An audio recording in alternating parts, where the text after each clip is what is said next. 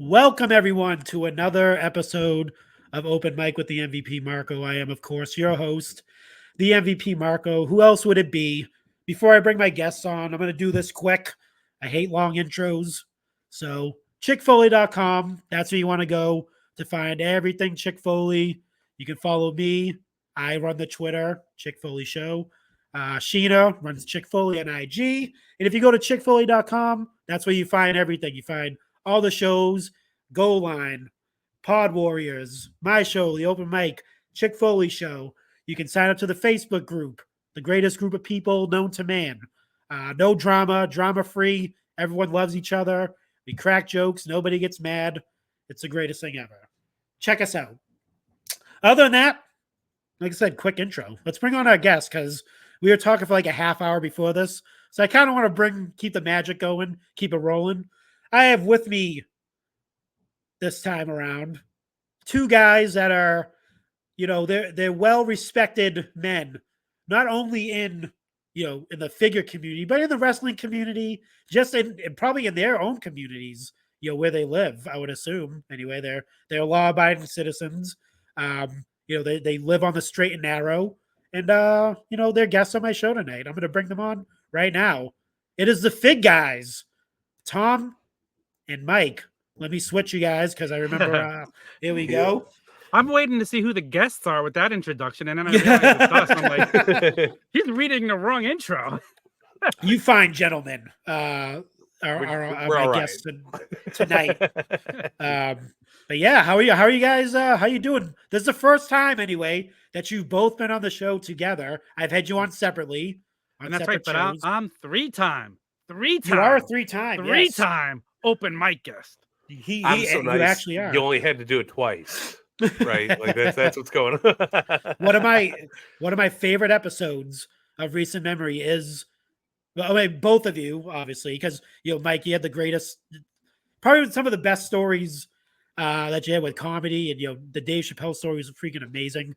That always sticks out in my mind. But then Tom comes on the second time around, and I'm figuring, I'm going to do some catch up on things. We literally just went, I think in like an hour and 40 minutes, just talking about nothing to do with anything. Just we went total different direction. Just random stuff. And that's what happens when you get Tom on. We just go into different avenues. At random. I love the randomness that comes with Tom Untitled. So I will tell you that right now. It's part of that's why he's my co-host. I think you could blame my ADHD for that if you want to go back to the last episode and find out more about it. But we did talk about that. That's probably why I do jump all over the place. We talked about that in full too, in detail. Yeah. As a matter of fact, I got a couple of messages of people reaching out to me like, oh my God, they didn't realize that that's what they had too, or it helped them open their eyes to things. So I thought that was really cool to share my experiences and help somebody else. Yeah. So, dude, that's what and that was the idea behind the show. Like I said, it's obviously I bring everyone together because there's some connection to the wrestling world, but in that sense, everyone has their own, their own personal lives, their own things that they go through. If you want to share them, you can. If you don't have to. But the idea behind the show is just to give a break from wrestling talk and kind of talk about each other and how everyone's gears are working. And I can't talk about Mike when he's sitting right here. That's true. Well, yeah. I try. That's all I can do is try. Hopefully, one of my main things I don't want is this to be the show where it breaks up the Fig Guy. So I don't want to be responsible for any. Tune in next week for Fig Guy, San Diego Comic Con exclusive. Oh my God, dude, Seth, I'm not sure if we could release this episode. This is a freaking episode where fucking Tom and Mike went at it. And they split up, and oh God, dude, just do it, brother. Yeah. So no, we'll keep it clean. But yeah, how are you both doing? I'll let Tom take the floor first. Tom, you go first. I'm well. I did some fig hunts today. I've been working on social media for the Fig Guys, which is fun. I'm experimenting, trying all these different kinds of reels and shorts and trying to figure out what works. And it's weird because different stuff works for different platforms. So I've been studying and reading. So that's what I've been up to. And you know what? I'm loving it. I'm absolutely loving it. probably the best mental place I've been, and I really think it's because of this and how much work I put into it in a very, very long time. Like I feel fulfilled. Like I feel great. So Tom is in That's social awesome. media college right now. He's experimenting. He's having a good time. He doesn't care where he's going. that's it. It's ecstasy, baby. It's ecstasy, baby. No, listen, this is to echo Tom's statement. This has been one of the most refreshing things I think we've done since Pyramid Wrestling. No pun intended. Oh, gee. No, it's been very nice to like kind of feel our vibe and see that we can do good things on our own. And I feel like we're growing and we're showing and we're doing lots of good things. Yeah, man, it's been a blast. Obviously, we both love toys, but like we could sit here and flop all week long. But I feel like the last 8 episodes have been very good. I feel like we've been doing great things, and there's not another person in the world I'd be wanting to do it with than Tom, because he's the OG Fig Kid, and I am the new G Fig Kid, and we're both doing things all over the place. It's been good, man. It really has been. It's been the most enjoyable experience in a while. I can't complain. How do I even respond to that except for with a tear in my eye? With a tear in my eye. Woo! Speaking of, man, Marco, did you hop on those big rubber guys this morning in the major bendies? I did not. I had a be transparent, shoot life, shoot work. I slept. Yeah. They're probably gone. Mike slept besides our best effort to wake him up in a little group chat that we had as me and Austin were ordering them, and his phone's going off as he's sleeping. I threw my phone at my wall. I shut it off. I was like, I don't want to hear any of the beeping, any of the ringing, anything. Yeah. I'm good. I'm really. so good. Yeah, It's okay. Bloody Flare looked amazing. I know. Listen, I know we're not here to talk about I did get 2 of each in case you're itchy. So. Let's talk. Well, guess who's itchy, Tom? like I got an STD in the 1990s. I'm so itchy. Oh my god! I have a cream for that, dude. Well, that cream is Big Rubber Guys from Tom Montalto, and that's what's I guess if you're using the big rubber things, then what else are we supposed to use the Big Rubber Guys for? You always use rubber. Rubber's for protection. Always got. Hey, listen, speaking of big rubber guys, there we go. Davey Boy Smith. That's why I was doing this. It's not as much definition, but we would do what we can do. Oh man. Yeah. So, like I said, well, since the last time we were all together, we were all together. It's it's been a raw down or like a wrap up where we were struggling. Yeah, pretty much. And now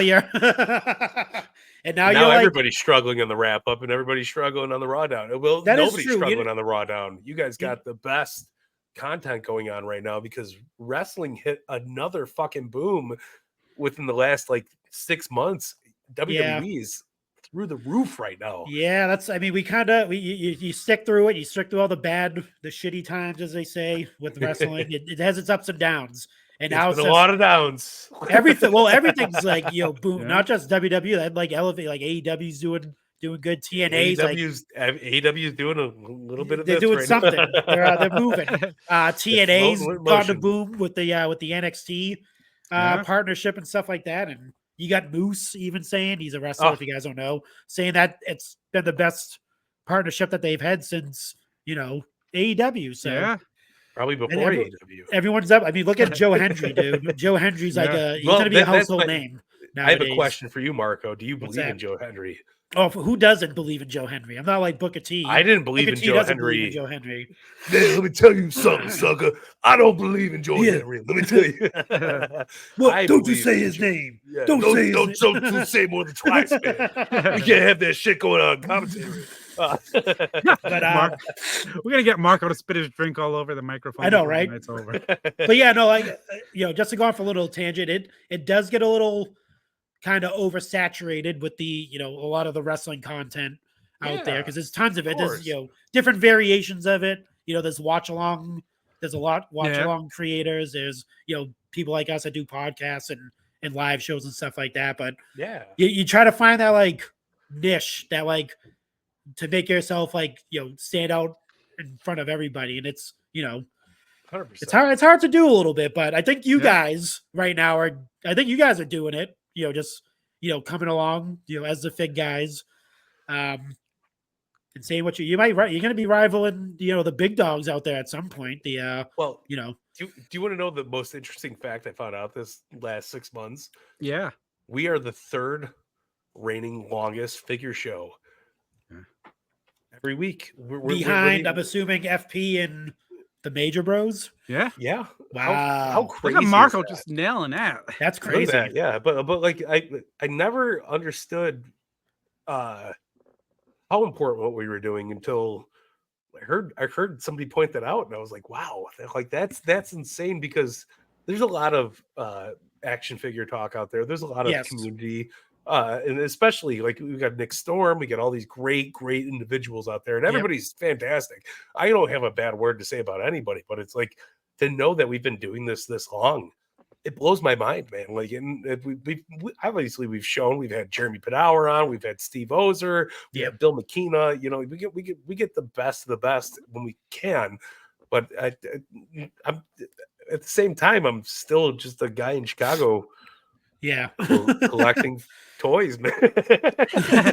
What I think it Like, is, it's if wild. from an outside perspective, what I think it is, it's the authenticity part of it. You could see the genuine love for what you do Oh. when watching and listening to you guys. That's what it is. And it's the same thing with like Fully Posable. You can, when you listen to those guys, you hear like the passion that they have for collecting figures. Same with the Major Bros. You can hear like they're obviously they're wrestlers. They have a bigger fan base because they're a little bit more popular. But you can tell like at heart they're collectors. They're figure collectors. 100%. Yeah. It's like I said, when you can feel that that genuine feeling when you're listening or watching. I think that's why you're the third longest running show, is because of that, because you guys It have blows that my mind. authenticity to you. And let's really be does. honest, like all of us, like we are wrestling figure collectors, we are wrestling fans. We all talk wrestling. Like me and Mike talk wrestling all week long and figures Yep. all week long, whether it's in text, whether we're on the phone. So We don't shut it's up. really not hard to go on a Tuesday night and record an episode of us talking about wrestling. Yeah.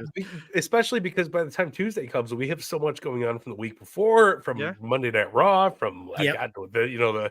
the spoilers, the leaks that are going on with the figures. There's so much happening. Like, we're just happy to fucking sit here and talk about it. It's so true. It's the best.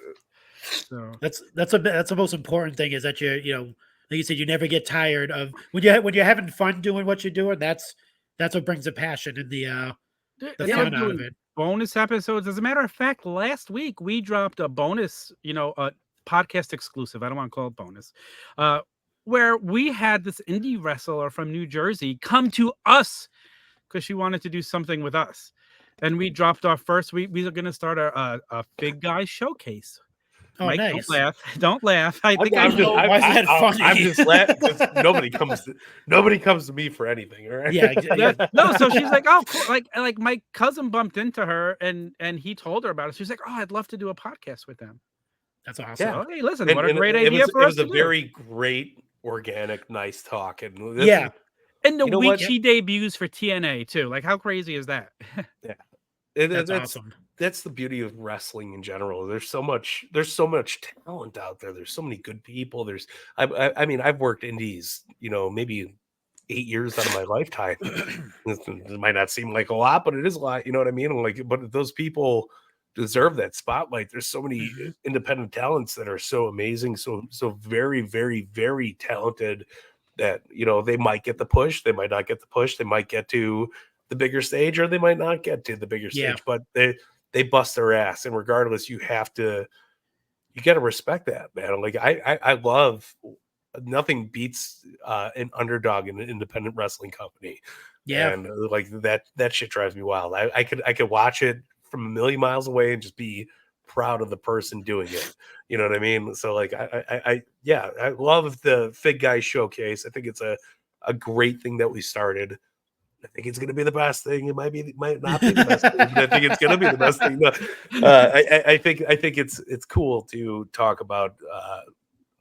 My whole goal with Fig Guys and Fig Night to begin with was to showcase the people that are behind the scenes, like the Magics and the Steve Ozers and everybody. Like, it's not James Mattel. It's not obviously we love Jeremy Padower, but it's not Jeremy Padower on every week.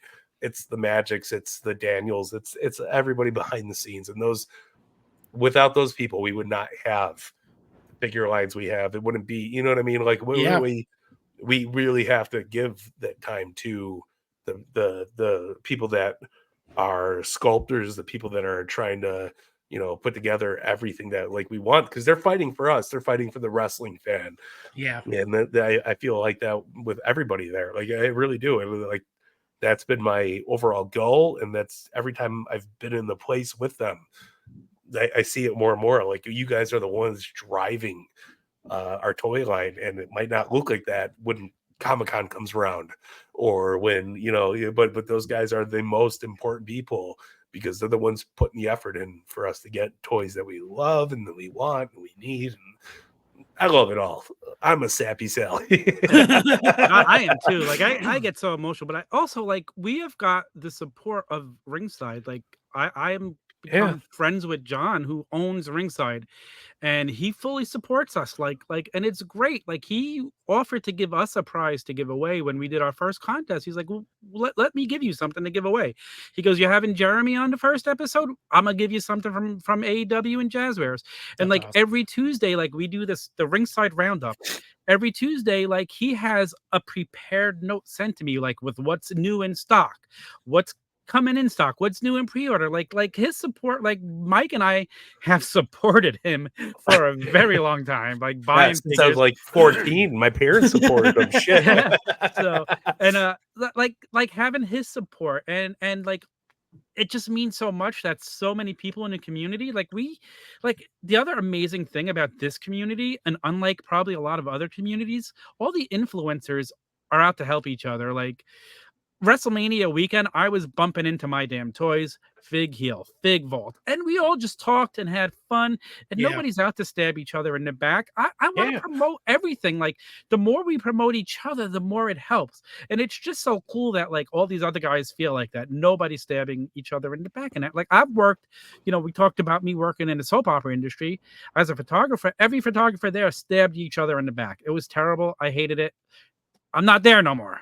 Like, that's just not me. So the fact that we're in a community that people are just like supportive, it's kind of like, wrestling fans are so fickle, but in the wrestling figure community, it feels so different. Yeah. I agree. I really do. Like, that's a cool thing. Like, since going to all these fan fests with Jazzwares, helping them out, being a part of that with them, I've like that little boy Mike. If I went back and told my 10-year-old self, like, hey man, you're going to be at a wrestling show with the guys that make the toys, to be able to do stuff, talk to, a Justin Roberts or whatever, and, future plans, great shit. It's mind boggling for me. But I love it. I love all of it. And it's been a blessing. It really has. And like, if it wasn't for, I'm going to put the good word out there. If it wasn't for Pyramid Wrestling, if it wasn't for Turnbuckle Tavern, I wouldn't be in this position now, and I that's why we were talking a little bit beforehand. I sent out a text message to the Tavern guys, and like, it was very heartfelt on my end. Like, I don't care where it was perceived. I don't care about any of that, but without them, we wouldn't be anywhere where we are right now. And I mean that. I really do. And I put all my love into it. And that's why we are here now as Fig Guys, because we believe like Joe Hendry.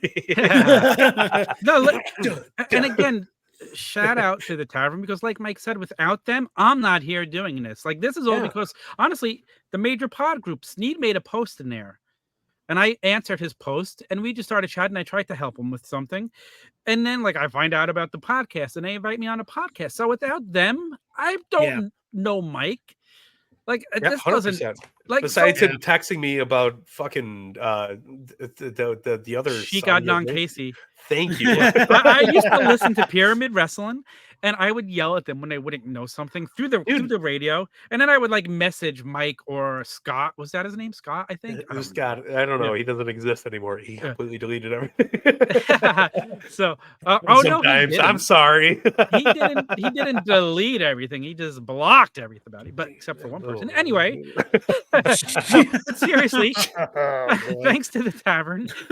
Seriously, without them, I love them guys. Like I still text with Sneed. No, listen, without Chad and Sneed and Hawk, I would have never met Tony Khan without any of that.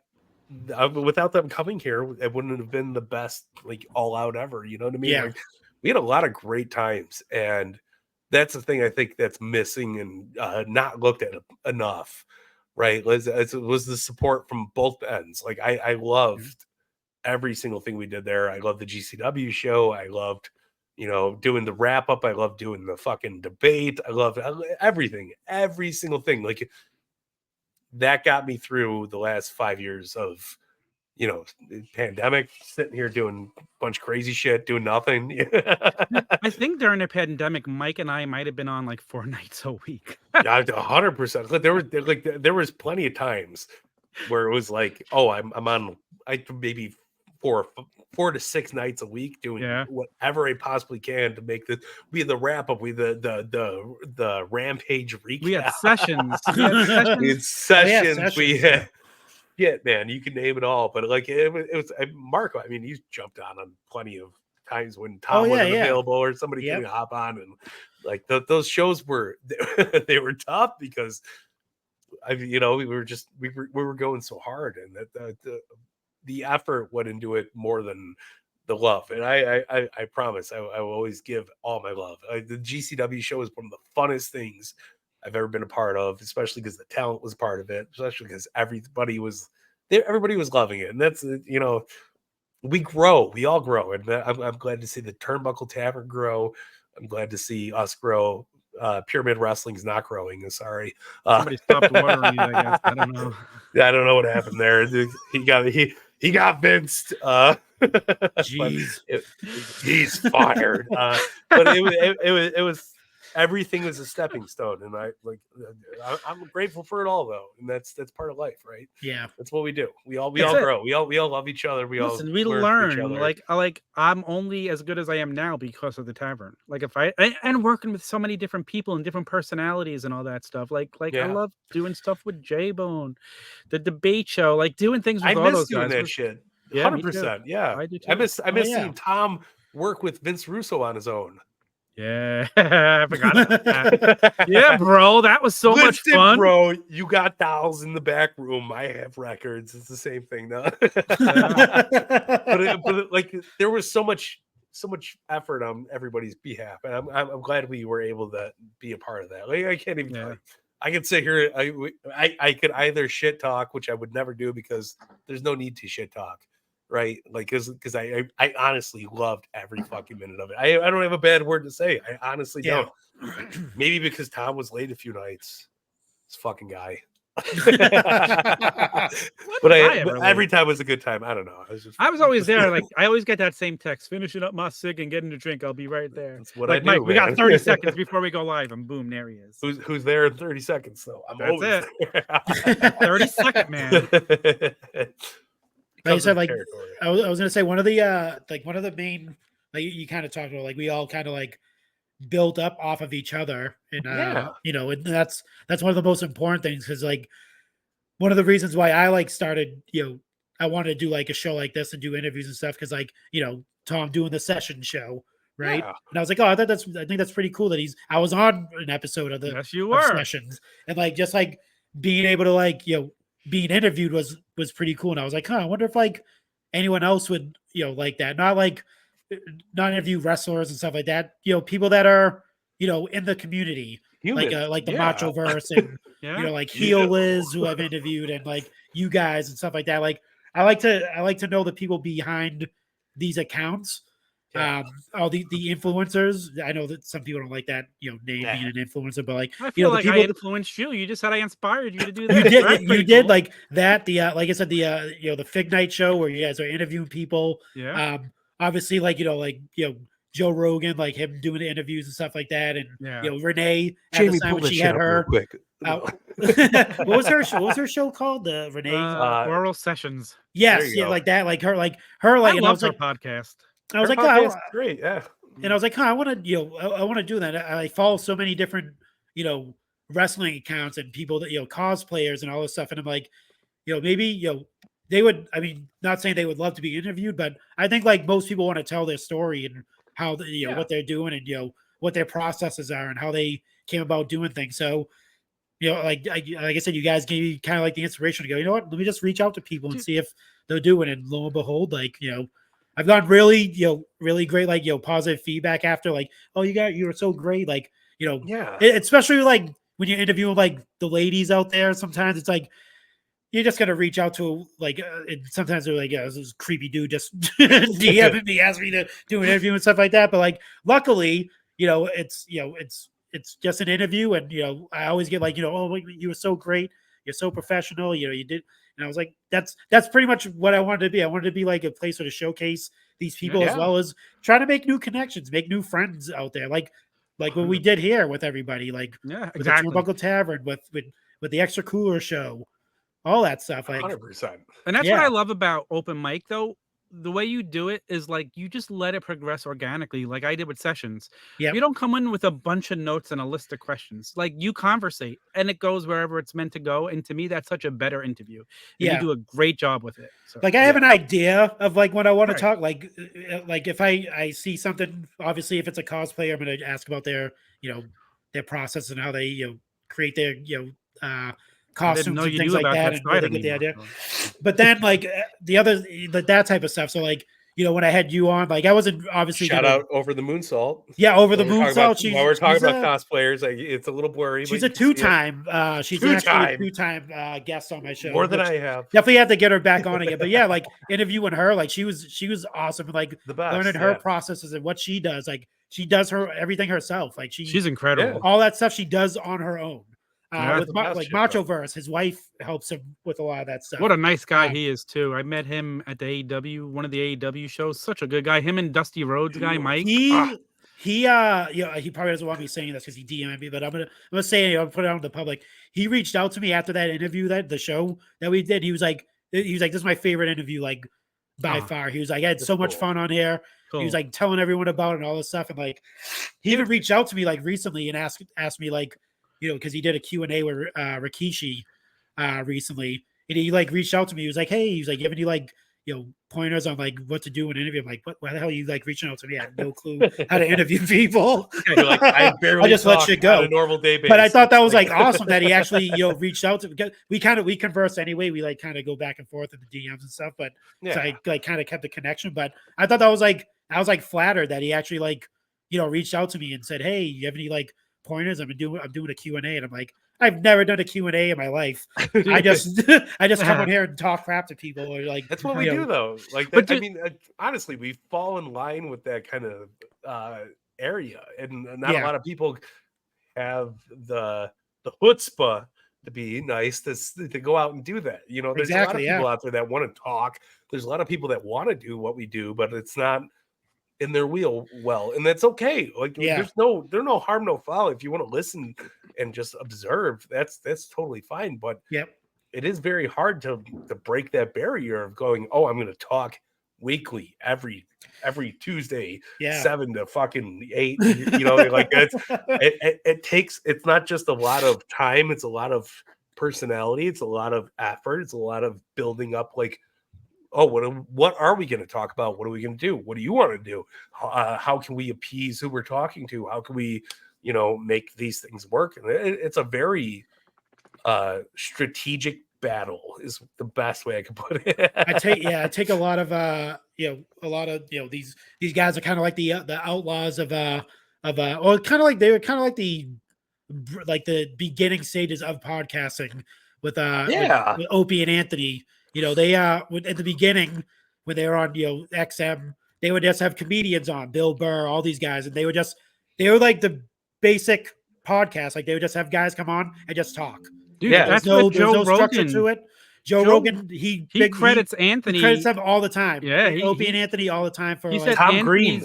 Shout out to Tom Green, who's the first person to do live streaming interviews. How crazy is that? Yeah. So like that he was doing this on MTV. He was just like, oh, I have a couch and a computer with Windows 95 on it. Let's sit down and talk. Let's just do it. Yeah. Like when like, and I kind of get that, like when I go back, I listen to some of like the old episodes, and it's like, he's like, what they did, they will even like, if you listen to their interviews and stuff like that, Opie and Anthony, they were just like, we just, just let the comedians come on and talk. Don't try to feed them. Feed them their material so they can just go on and do their set. Just have them come on and be funny. And that's I took that. I was like, hey, if I'm going to do an interview show and I invite someone on, I want to cue it up so they just talk.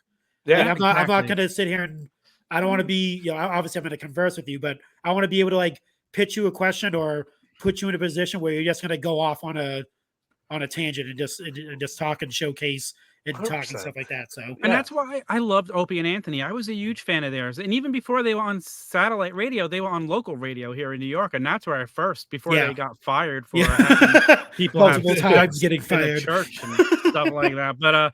But anyway, like their conversation, like Anthony is such a good interviewer. Yes, like, Opie kind of like steered the show. He was the straight guy. But, and then you had Anthony and Jim just go back and forth, and I would just die laughing. And their interviews was so good, and it was just like a fresh presentation of the way they did it. And it's just a shame that it ended the way it did with them. I mean, I think part of the fact that made that show so good was that everybody knew Opie and Anthony hated each other, but yet they were so good on the air, and you could hear you could hear the tension sometimes, like the grape incident. I love the grape incident. Oh my God, dude, and listen to that like at least once a year.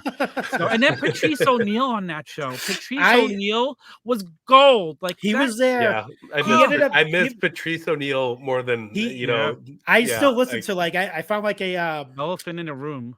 I found like a thing. It was like someone did like a library of like all the appearances of Patrice O'Neal, and every time he was on the Opie and Anthony show, he was legit going to be like, if Jim Norton ever got like super famous and like left, he was going to be the third. Like they were going to put him in as the he was that guy. Like they tried out Bill Burr at the time. They tried out like Bob Kelly. But it was something about when Patrice came on that show, and Patrice and like, Anthony's chemistry, him and Anthony, and then he even got Opie like Opie didn't really talk with those guys around. Like when Patrice was on, he got everyone like conversating, like, and that's what they need, and that's how like. Dude, he was amazing, dude. This will just be my one more comment on this, and we can leave Opie and Anthony behind. But we can talk about Opie and Anthony and Patrice O'Neal all night long. Oh yeah, no, definitely. If Patrice doesn't pass away, like. I think Patrice continues to help Opie and Anthony stay together. I always said that. I always said that he was that glue for Anthony anyway. He was the one that kept Anthony. Well, not going to go into what happened to him, but like I think Patrice was that glue that kept, or that like kind of like shield that kept Anthony in line, essentially. Yeah, and Patrice would hang out at Anthony's house all the time. Yeah, he'd be doing his barbecuing and everything at the parties. Yeah, like he was he was so white. Doing barbecues. That's what that's what happened. It was like he ended up getting like really close to him to the point where they were hanging out and stuff like that. He would go to fly out to see Patrice perform at a show and stuff like that. So they're like. And then obviously, Patrice passes away, and then I think once he passed, that was. Did you guys remember Patrice's last roast? I forgot which roast it was. Oh, the Charlie Sheen roast. Charlie Sheen roast. Yeah. He's like, "Yo, motherfucker, I'm dying up here, and you're making fun of me." But it was so beautiful at the same time because he was just like, like Patrice eats at IHOP because IHOP, he lost his left leg to diabetes. Like, it was so. There was such a labor of love to people fucking with them, and I miss Patrice so much. I used to watch Shorty's watching Shorty. Oh man, dude, so good. Web Jump 20 when he had that. That's literally what ridiculous is now. If he continued with that, that's literally ridiculous. That's Web Jump. He was 20. So good. It's such a shame. Like comedy is such a beautifully funny and happy world, but it's also so so sad and depressing. Like because with our Patrice O'Neil's or our Greg Giraldo's, like I miss Greg Giraldo so much. He was such a good comedian, too, man. So good, and like from the same cloth too. Like I feel like him and Patrice grew up in the same. Oh yeah, era, all same those frame. dudes. Yeah, Yeah, like Bob Kelly, Bill Burr, Patrice. And then listening to Patrice tell his story about working for WWE for a week. Oh yeah, he was one of the writers. He was a writer for like a week until they had that event at WWE New York, and then he was just like, yeah, I can't do it. I gotta go listen to that story if you've never heard it. People go on Google, search Patrice O'Neil's WWE, Opie and Anthony, and the story will pop up. But yeah, before we hop off of that, I did Joe Rogan. He was talking about Patrice recently because he comes up a lot, and he goes, dude, people are like, oh, what do you think he would be like doing right now? Like if he was still alive, Joe Rogan goes, legit, I wouldn't be the number one podcast in the world. He was like, he was like, Patrice would have the number one. He was like, I guarantee it. Like he'd be the number one podcast by none. He was like, if he's still alive, I'm number 2 or 3. He's like, I don't have the most popular podcast. It's such a beautiful thing to hear. No doubt. I was like, oh man, that's awesome. And he's like, I totally believe that.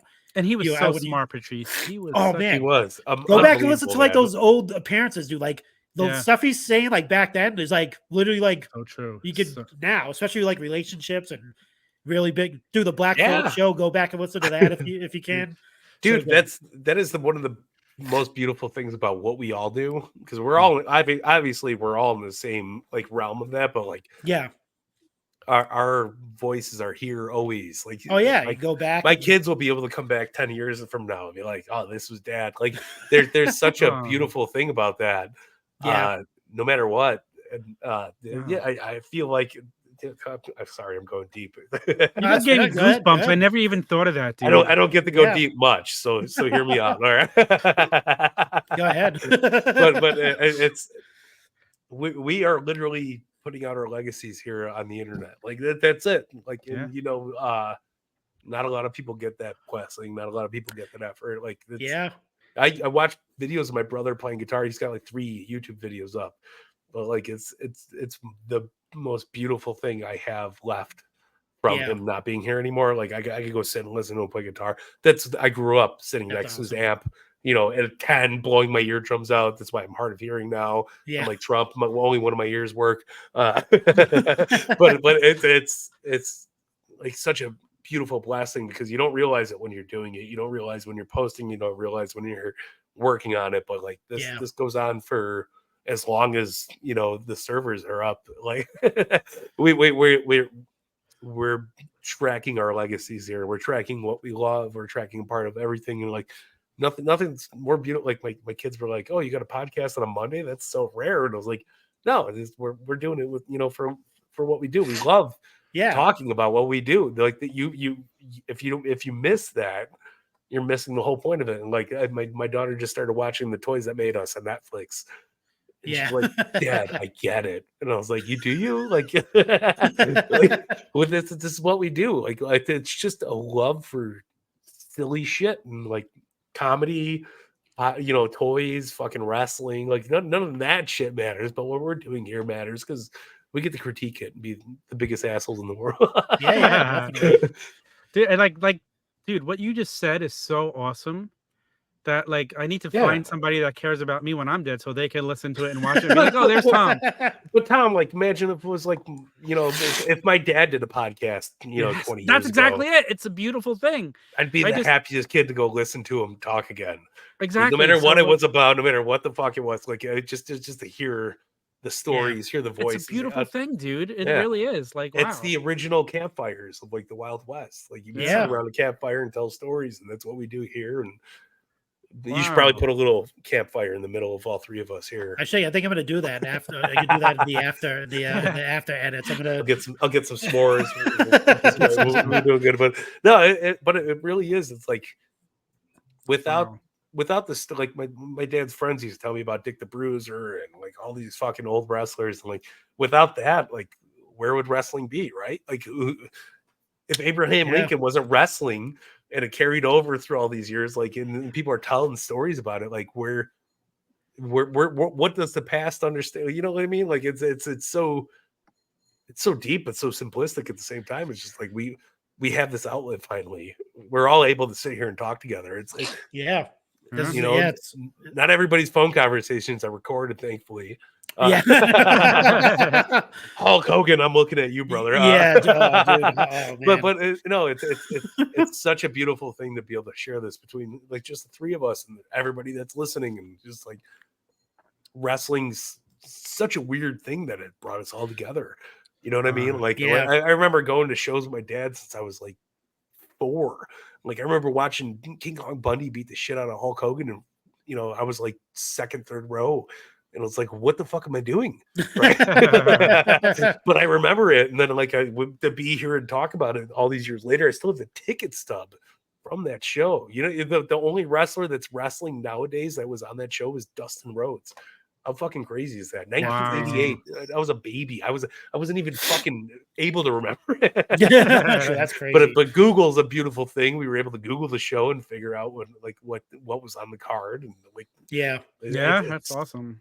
That's so wild that we're all here just because of this, right? Like just because we're talking. Like Patrice O'Neal is another thing. Like Shorty's watching Shorty's. The shit I used to watch my brother all the time, and like I figured nobody in the world is gonna remember, you know, that shit. Dane Cook started on Shorty's watching Shorty's. Oh yeah, that's right. Yeah, the key going into the door, and it was like this exaggerated like 20-foot key. Like, I could hear it, man. Like, it's awesome that we all kind of grew up in this little bubble and remember all of it. Man, I went way too deep. No, that's fine. No, you actually got like, you know, you got me to thinking. That's how like a lot of us connected was this here. Like I said, wrestling is like I said, with this show in particular, wrestling is obviously the basis of what open mic is, and that's what I use as like to, you know, connect to people. Like, yes, this person watches wrestling, but they have this other thing that they do. Like I said, you just brought up Over the Moonsault. Like she just got into wrestling. Amazing. So like I when I had her on my show, I asked her how she got into wrestling, stuff like that. It's not one of those things where you're like, oh, you just get into it now. You don't know about freaking the golden era, blah, blah. Like, who cares? As long as you're who gives a shit? That's like me 100%. Like telling my son, oh, you just got into wrestling? You like you almost, like you just figured out what fucking corn dogs are yesterday? Like you're missing out, dude. Like you just like Roman Reigns. Would you know anything about Ultimate Warrior? No, I'm joking. That's like me doing that to him. But like, it's one of those things where, like I said, I like doing it. And I like the fact that I'm able to connect with these people that I normally wouldn't have connected with. Like, I'd be pretty much afraid to like even reach 100%. Out to anybody to like talk to them. Like, I'm not gonna reach out to like Tom talk about figures. I'm not gonna reach out to, you know, like I said, Over the Moonsault to talk about you know, cosplay or the Macho Verse or anything like that. Me, like, you know, 5 years ago, I'd be texting Cardona about toys. Right? Like, why would that make fucking any sense to some random schmo? Oh yeah, in Chicago. Like none of it makes sense. Like that's like I'm grateful for the space I had. Here's an awesome story. So we were working whatever the last AEW pay-per-view was in Chicago. They did a fan fest for with Starrcade. I forgot. I think it was All Out. Might have been All Out. I don't remember off the top of my head. It was All Out. Yeah, it was probably All Out. But we were. You know, I was invited to come hang out, help set up the booth with Jazzwares, which I did. It was great. But we're all sitting outside. Me and one of the designers are smoking cigarettes. And Bill McKenna walks up, sits in the group with everybody. And then Cardona walks up. And I backed out and I was like, man, we got 3 of the greatest action figure creators sitting in one little circle right now. Crazy. And Cardona looks at me and goes, it's fucking crazy. And I'm like, it just, you know, no sells it, right? But for me as an outsider, like looking at it, like there's so much awesomeness happening there. No, everybody's friends. Nobody gives a fuck. Like there's no heat between companies. Nobody gives a fuck about anything. No. It goes with the wrestlers as well, and I hope people understand that. But there's so much love. Like, dude, you did this. It's amazing to see you do this. Like, I'm sitting with Bill McKenna, Matt Cardona, you know, Magic Olmos, fucking everybody else in the design team from Jazzwares, and it's just like. Guys, you don't even know the conversation that's happening right now. Because Bill comes in, he's like, is there any good Japanese wrestling toys there? And everybody can tell. It's like, and then Cardona's like, "Hey man, this place is a fucking swamp. Like, there's nothing going on here." But it's like we're working it. So like, hey man, but it's even seeing that in perspective is fucking wild for me, right? Because I don't belong here. I'm the first person to say I'm Joe Schmo. I don't need to be anywhere involved in any of it. Yeah. But here I am helping set up stuff and do fun shit. Dream come true, man. If I was to go tell my younger self like what I'd be doing now, I would have kicked myself in the nuts and said, "You're fucking full of shit." I can echo what he said, because 2 years ago I was out there and I'm at dinner with Magic and Bill and everybody from Jazz Wares for the first year I was there. And Cardona comes up. It's a dream.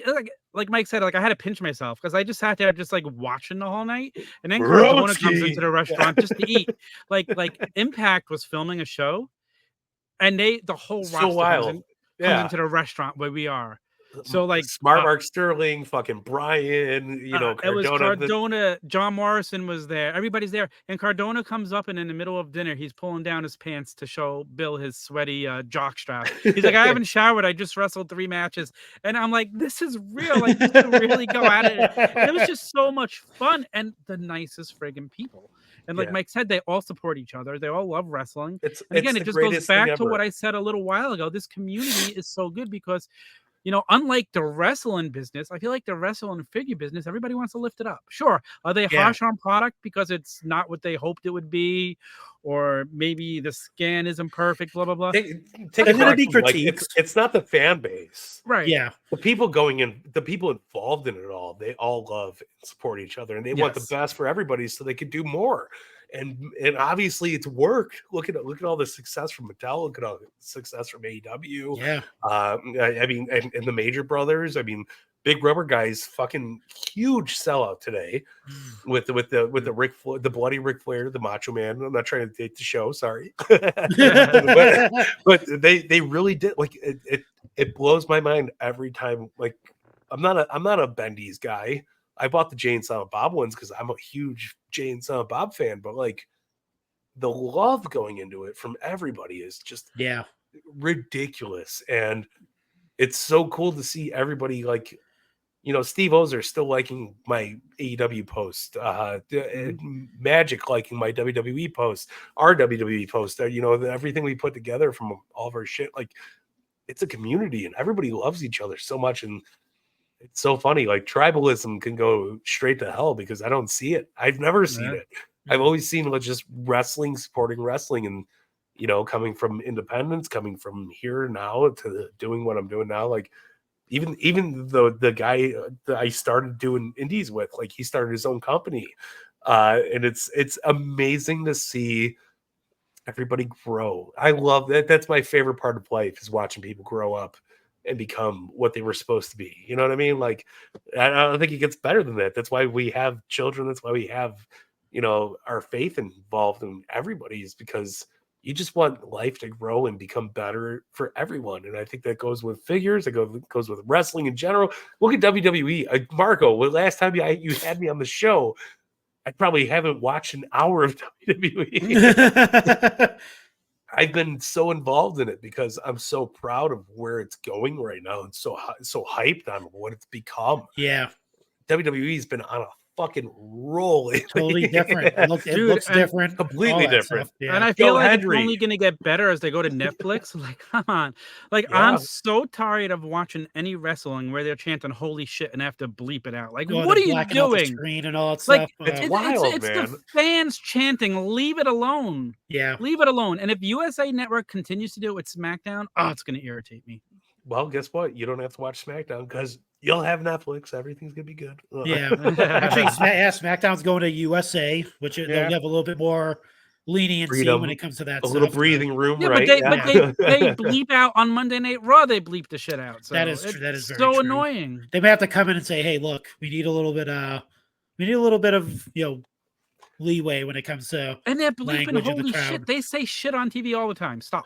Yeah, they say more than that. You ever watch any any of those like FX shows? They're like, F word, C and word. It's cable. You're allowed to curse on cable after like 8 o'clock, 9 o'clock. I'm going Long on words. record to saying that like this past WrestleMania is the best WrestleMania I've ever been involved in as a fan. Wow. Sit back and watch it, just enjoy it. It was It was just because I was there.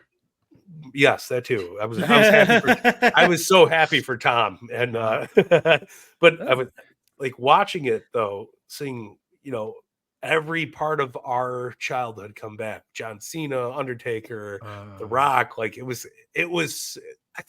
I give them so much fucking credit because they know what Marvel is doing. They know what they know what the Avengers is.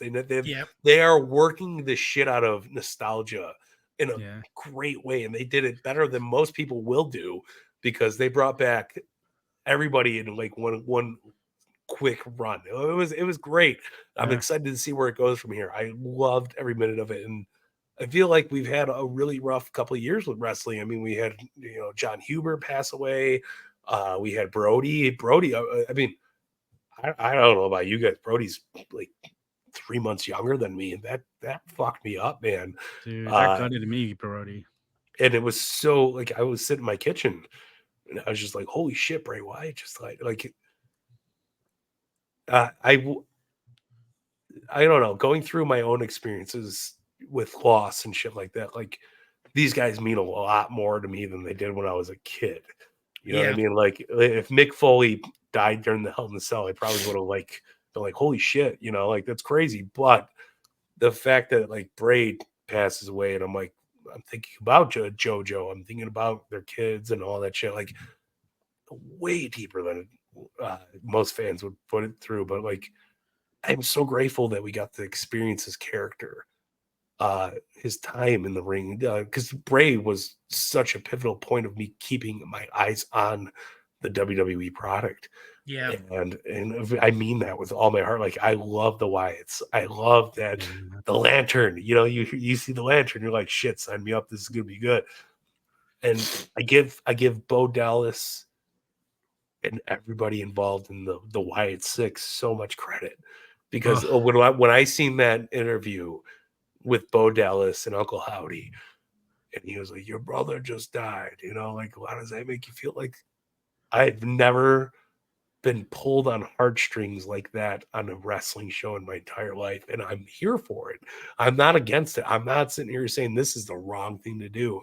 I'm sitting here saying you guys are doing it in the most beautiful way possible, and I love it. I absolutely do. I think this new regime with Triple H and everybody else involved, and you'll never hear me say this on another podcast. This is a MVP Marco exclusive open mic thing. But I'm so proud of WWE for handling it the way they did with from Harper to fucking, Bo sitting there on SmackDown the other night going, yeah. And then we get the Rowan one last week. Oh my god! Raw emotion. That was so jeez.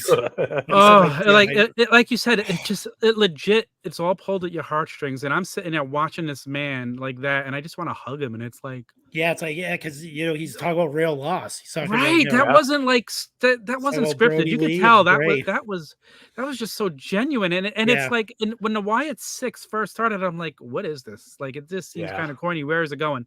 I'm hooked now. And I can't wait to see, because how they're like, we all knew who's portraying these characters, but we thought they were just going to be these characters. Now we're seeing they're going behind behind the stories. Like, what a story! How is this gonna? I cannot wait to see what happens next. I mean, I kind of like, I don't like really, I'm not high on myself when it comes to, with my takes and things like that, and the things I say on like the show. But even J-Bone was like, "Holy shit, that was crazy." When I brought up the fact that with the Wyatt Six, it's like it's Bray's creations brought to life. Yeah. So those the Ramblin' Rabbit, Huskus, Mercy the Buzzard, Abby the Witch, all those characters are represented as real people now, and it's like. Because the story is Bray created the Funhouse in his own mind to cope with everything and all that stuff, and it was his own land that he lived in.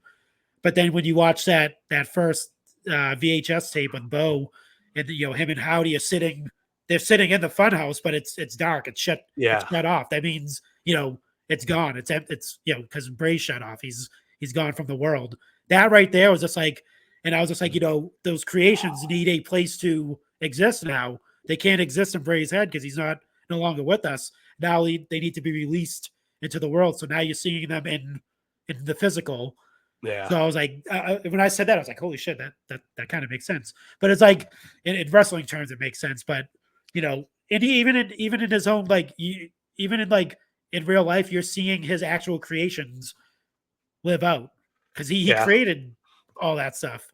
I mean, the later half was him and Bo, like they were kind of that's what the story was going. Uncle Howdy, all that type of stuff. Yeah. But now Bo's kind of taken on that whole the storyline. And I guarantee you, there's a book of notes somewhere of Bray's. Oh yeah, about definitely. all these characters, and they're using that to keep it authentic too. Oh yeah, if you watch that documentary, like he had like a whole art room where he was just like, okay. he's always painting. He became a painter for a while because he wasn't, wrestling kind of escaped him. He was just like, he couldn't really, he lost like the drive for it. He just became a painter, and he had all these like crazy ideas and all this stuff. And I think that's where Uncle Howdy came into play, and he dreamt about him, and created the mask and everything. And how awesome for Bo Dallas that he gets to do that for his brother. Yeah. Like I always think about that. Like in the back of my mind, I'm always like, oh, this is great visually. This is great, characteristic wise. But how awesome is it? It's not, Chad Gable. It's fucking Bo Dallas doing it. And like I appreciate the effort going behind all of it. It really does. Like for me, like I can watch these things and say, wow, this fucks me up so bad, but in a good way. Like, because like I would have loved to be able to have that kind of voice for my own brother or my father, or like things like that. Like, and I'm so happy to see it. Like it's WWE's always been good like that. You know what I mean? Like no matter how much we want to shit, no matter how much bad shit they have put out, there's always those anchors that we have with them. Be it the Stone Colds or whatever, but like when they do it right, they do it so right. And this is them doing it exceedingly right. Like I can't. I have a hard time watching it. That's how good it is. And with love though, like it's not like fuck them. Why do they gotta do this? It's like, man, like how can Bo Dallas get through this? Like, wow. And I love every minute of it. I think WWE is doing so many great things outside of the Wyatt Six too. Like we could talk about that all day long. Oh yeah, definitely. But like everything's been so on top, and even the collabing with TNA with doing everything. Like it's just so good. I'm so proud of wrestling right now, coming from all the shit that happened 2 years ago. Oh yeah, I'll say this, like I grew up WWE diehard. Like finally I'm watching other wrestling, and I always would peek in at it, but growing up in the Northeast of Marco, you probably feel the same thing. It was WWE country here in the Northeast. Oh yeah, of course. And just to like echo what Mike said a couple of minutes ago, I'm 49 years old. I've been watching WWE since before WrestleMania 1. I've never taken a break. Like wrestling has been there for me. And that's the beautiful thing about wrestling, because you have your TV shows and you have your sports, but you know what? They all have their breaks. Like your TV show, you might get 10 to 20 episodes a year. You watch any sport is 6 months a year. For 40 years, no matter what's going on in my life, I always got to look forward to what's happening next in wrestling. My uncle, talking to like another thing about Mike, my uncle was like my best friend because he would always take me everywhere to he found wrestling conventions when I was like 10 that I didn't even know existed. And I got to meet Ox Baker, Big John Studd back then, and I got pictures on it. I met Abraham Lincoln. And then through the hard times, when you lose these people, or no matter what the hard times are, you escape it on Monday night and you see these characters that you love. So you become attached to them even more than your shows or your sports, because week in, week out, you could be having the roughest month of your life. But I can't wait for Saturday to watch SummerSlam. And that's going to be my 3-hour escape. Or what I do, you could fire up the old Peacock. Oh man, I can watch this. And actually, I kind of like that. My uncle, was the same way when I was younger. He was my Uncle John, the one that passed He's the one that thing. brought me to all at the Garden, at the Boston Garden. And I mean, obviously, back in the 80s, 90s, it was like a loop. Like they were there literally like Same thing. either like every Once a month month. or every other month. Back in those days, it was every month they would do the same. Pretty much, yeah. So, Like it would be Philadelphia, Boston, New York. They would go all. Yep. So we go all the time. The thing is, back then they didn't even get a night off. Like back then, it was 7 nights a week. So they might have been doing 2 cities or 3 cities in it. Exactly. On Sundays, they would do a 100%. matinee. Yeah. Like they would do like a matinee in New Jersey on a Sunday, and I have to drive down to Maryland to do a night. Then do another show. It's Yeah, crazy. So but my point is, like, now I'm at this point in my life, and I did it this year where I'm like, Mick Foley was doing a personal appearance, and I'm like, I got to go meet him, not because I want to take a picture and get his autograph. Yeah. But I just want to go tell him thank you and tell him how much he meant to me. And there's a lot of guys I want to do that with now because time is short. Look, we see these wrestlers that we grew up with and loved. You know, Scott Hall passes away. All these guys pass away. That Roddy Piper, I had an opportunity to go meet him in Philadelphia years ago. And I'm like, I just feel like staying home. I'm not going to go that day. Well, I blew that, and I would love to have gone to meet Roddy Piper. My biggest regret is not meeting Scott Hall. Obviously, you know, I got the truck piece. He was there for it, man. And like he wasn't. Oh man, he wasn't at the show he wasn't at the WrestleCon when I met Kevin Nash. I don't think he wasn't at the Comic-Con. I saw there was. He wasn't there. He was there by himself, Kevin Nash. I forgot the name of the show here in Chicago, but it was like right up the street from me. And I was like, I was working with an independent company at the time, so I was like, yeah, I'll show up and like fucking do whatever. And we went there, and Nash was there with a different promoter, and the promoter was friends with guys that was running our independent, company. So he's like, oh, go say hi to him. And I was like, I'm going home to get my truck piece. Like, so I sat with Nash for like 2.5 hours. That's and awesome. He was the greatest. Hey man, you know why Vince put the kibosh on NWOs? Because we were selling more shirts in Austin at the time. like it was one of those things. Like I was so proud to sit with him for a minute, and then like. I brought him over to our table. He put on the company shirt. He's like, I love this. And then we booked him like 3 months later. Yeah, that's all. Like, he chokeslammed me through a table. It's on video somewhere on DVD. It's one of my favorite things ever. Like, but Nash was like smartest guy in the room is this dude. Like it was one of those kind of like things. And like I'll always be grateful of sitting like just for the few minutes. Like I brought him the Elite 16 Kevin Nash Outsiders red gear to him, and he was like, first time I've ever seen this, bro. Can I take it out of the package? I was like, yeah, man. So he opens my mint on card Kevin Nash before he signs it, pulls it out. It's like, this is dope. I like it. And like I'll never forget that story. Like that's one of my favorite fucking pieces of my collection just because of that. But like Scott was one of those guys. He brought me into that believability of I love this character so much. Yeah. Like I was going to Nitros with my hair slicked back. I'm 11. I got the little stripe down the front. I got the toothpick, bro. We're running. We're feeling it. And like I remember going to my dad's work and flicking the toothpick at his old coworkers.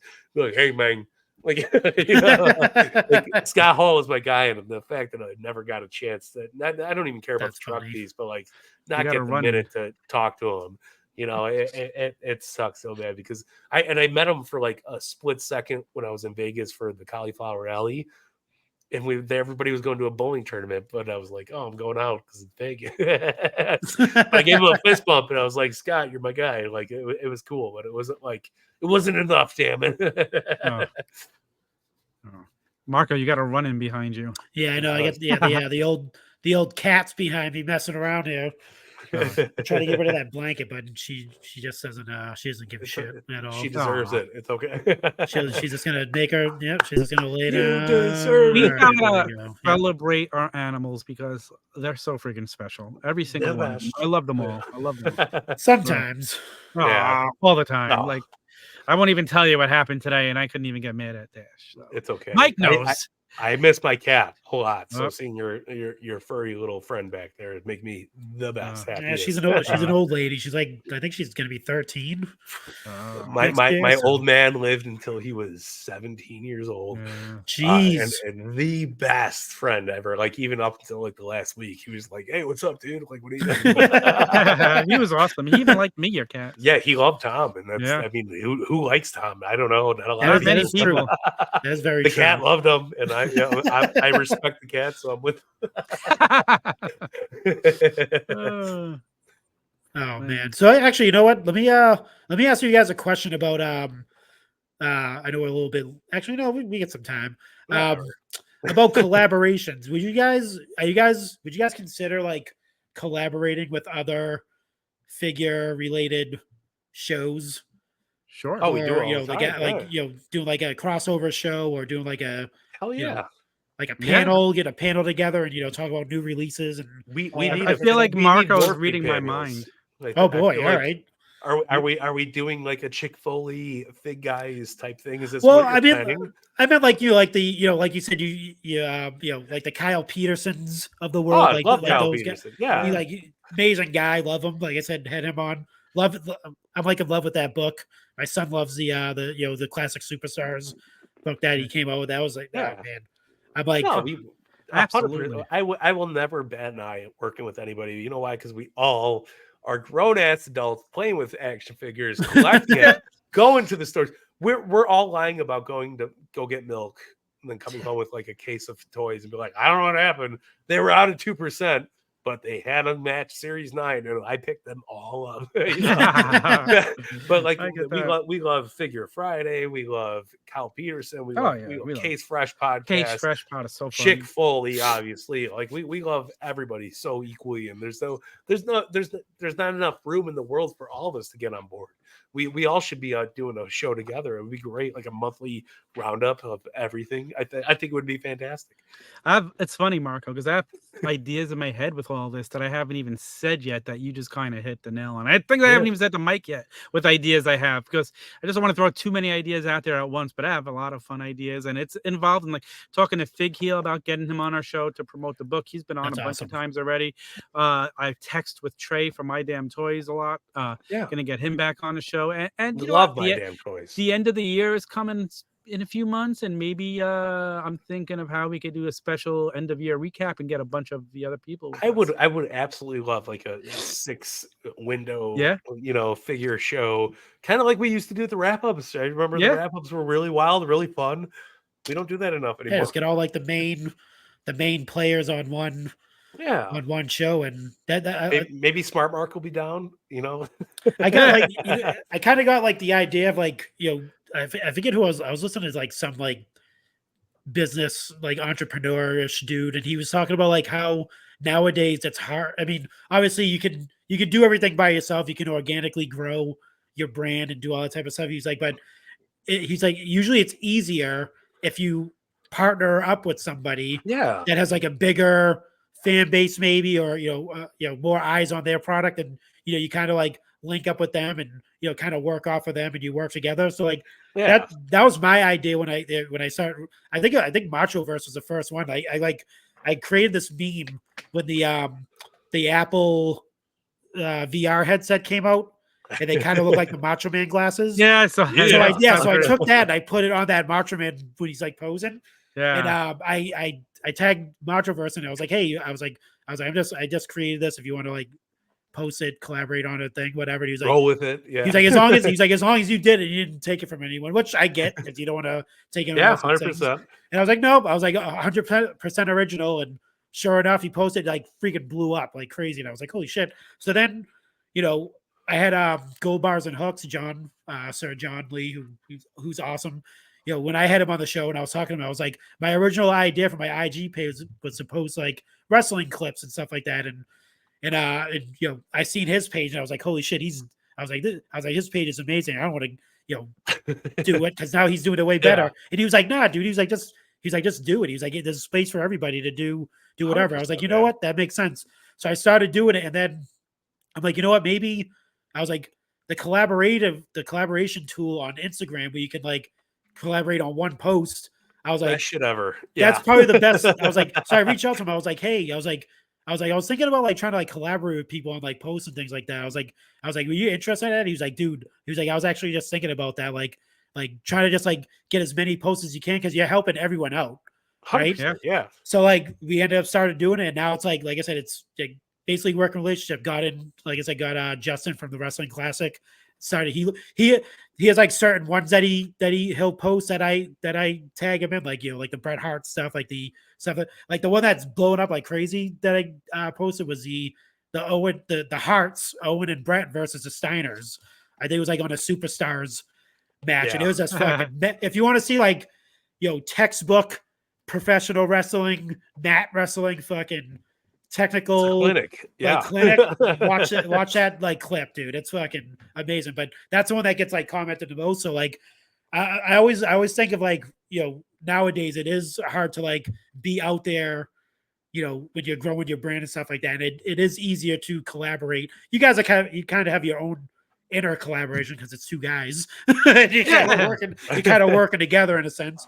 But like, like I said, if that's something I think like a lot of people should be doing is, expanding and going, like I said, going with the Kyle Petersons. I'm so with you on in that, the major. man. Like I would love to see a Fig Guys Major Bros crossover. Imagine that, dude. Holy shit. We put over the Big Rubber Guys and the Major Bendies, not because they're just there, but like I love the Jay and Silent Bob Major Bendy. Tom is obsessed with the Big Rubber Guys. I wasn't a big Bendies guy, but that series, I told Kinnick many times on air, like I hate Bendy. Yeah, see, I love Bendies because they had LJN Bendies as a kid. So like for me, that is true. Like we had those were like the dollar store toys for us. So I never got into them because it was like, oh, these are crappy compared to the Bone Crunchers, But I love the effort they're putting into it. I bought the Jay and Silent Bob ones. And $40 a fucking Bendy is very expensive. Don't get me wrong. I mean, it is very expensive, but at the same time, when you're getting stuff like that, that's great different. material. So and like they've only gotten so much, but like from when they came out with just Mark and Brian or Matt and Brian, I have those too. And then like going on to now, I got the Danhausen, I got the Matt, I got the Brian, but like seeing the Jay and Silent Bob, they're already like 30 years ahead of production. Like in like 2 years, it's crazy. And like Big Rubber Guys, Tom just sent me my first two. It was the Ric Flair in the suit and the Macho Man from what was it, WrestleCon? Yeah, and it's just amazing quality. And like, am I gonna buy every single one of them? No, but am I gonna put them over? Fuck yeah. Well, you know why? Because it's a great avenue for more people to get what they want, like a Tom. Yeah. I love that there is Big Rubber Guys out there for people like Tom who are obsessed with the LJNs. You can put them out there. It's okay. Hug them, hold them. Hold brother, man. Let me tell you, but like, I wish all wrestling was the same way, because it would be awesome to see, collaborations all across the board from an AEW, TNA, WWE, New Japan, CMLL, AAA. Like I don't understand why there's hate from anybody doing what we're doing, because we're all just kids playing with toys. At the end of the day, Tony Khan has a roster of people he's playing with. Right, Triple H, he's playing. Hey, Johnny Gargano, you're like, this guy, and like that, they're playing with their LJN still, but in their head, they got their real people to do it. But like we're all just grown ass people playing with our toys, and I wish more people looked at it like that, because like that's that. At the end of the day, who's looking at Kyle Peterson and who's looking at Fig Guys differently? You know what I mean? Like, we're all doing the same shit. Yeah. And I laugh, like there's whatever heat there is in the figure toy community, whatever the fuck that looks like. Like everybody needs to get the fuck over it, because we're all grown ass people just trying to enjoy and elevate our hobby. Right. Like, and that's the end of it. Like if you're Matt Goldberg, if you're blah, blah, blah, it could go a million other places. You know what I mean? But like, we all love the same shit. Why are we fighting about it? Why are we sitting here saying your stuff sucks? You don't do, the lighting the right. No, we should be like, hey man, turn your notches up a little bit. That looks like chicken head. Oh wait. Never mind. He's fired. Don't worry about it. But like we like if it wasn't for a Matt Goldberg, I wouldn't have the balls to do what I'm doing with Jazzwares, and like vice versa, anywhere around. Like Mattel, I'm not in favoritism of the AEW line. I just like to collect those style of toys, right? I love Mattel. I love everything that comes out of them. They knock it out of the park. They make great stuff, and I wish I could photograph those more. But like in my means, I'm looking at AEW toys, so I want to exactly. Like it's not by preference. It's just like what I really, really gravitate towards. And I like them. I like the style better. They fit that deluxe aggression, Jack Pacific vibe. So I'm like, yeah, I like shooting these more. It's nothing against Elites, nothing against Ultimates, nothing against anything. I just love toys. Like I honestly do. Like I have no horse in any race. I love collecting toys. I love taking pictures of the toys. I like making great photos. I think it's fun. I think it's great. I think everybody thinks it's fun. I don't know. It's so much animosity in what we do, and it's so goofy to me. Yeah, we're toy collectors. Nobody should be complaining about anything. Even you know what? Even with like, not that like if I reach out to somebody, I hardly ever reach out to any other like wrestling content creators. Yeah. Because I feel like if I do, they're gonna say no. Yeah, it's not wrestling content creators in a sense where like the ones that are actually like it's themselves like doing videos and things like that. Not like I feel like they're just gonna be like, nah, I don't want to do it because it's like I get it.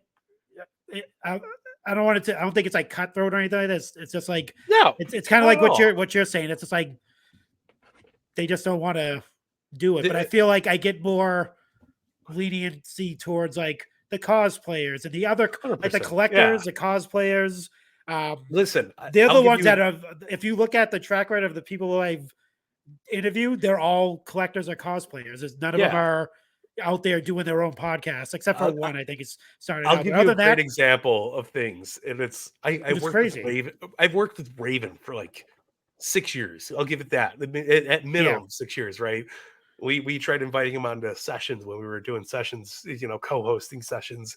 He's like, $500 and I'll do a half hour. And I was like, nah, fuck no. No, I'm not doing that. Nah. I love Raven. I got nothing against him. I've had some of the best time in spaces with Raven, but I'm not paying $500 for anybody to do anything. Dude, like, it's crazy, but like the people that care, and the people that are out there trying to do what they got to do, obviously understand. Raven's on a video game cover. Yeah, he deserves the $500. Don't get me wrong. I would give it to him. Oh, someone else asked me for that? No, 100%. I'm not paying. Sorry, Tom. If you're like, hey, $500, and I'm like, sorry, Tom. Well, let me tell you, I need $500. I'll give you a discount for my 4th appearance on Open Mic. All right, it'll be $100 per appearance, so $400 for Tom to come on.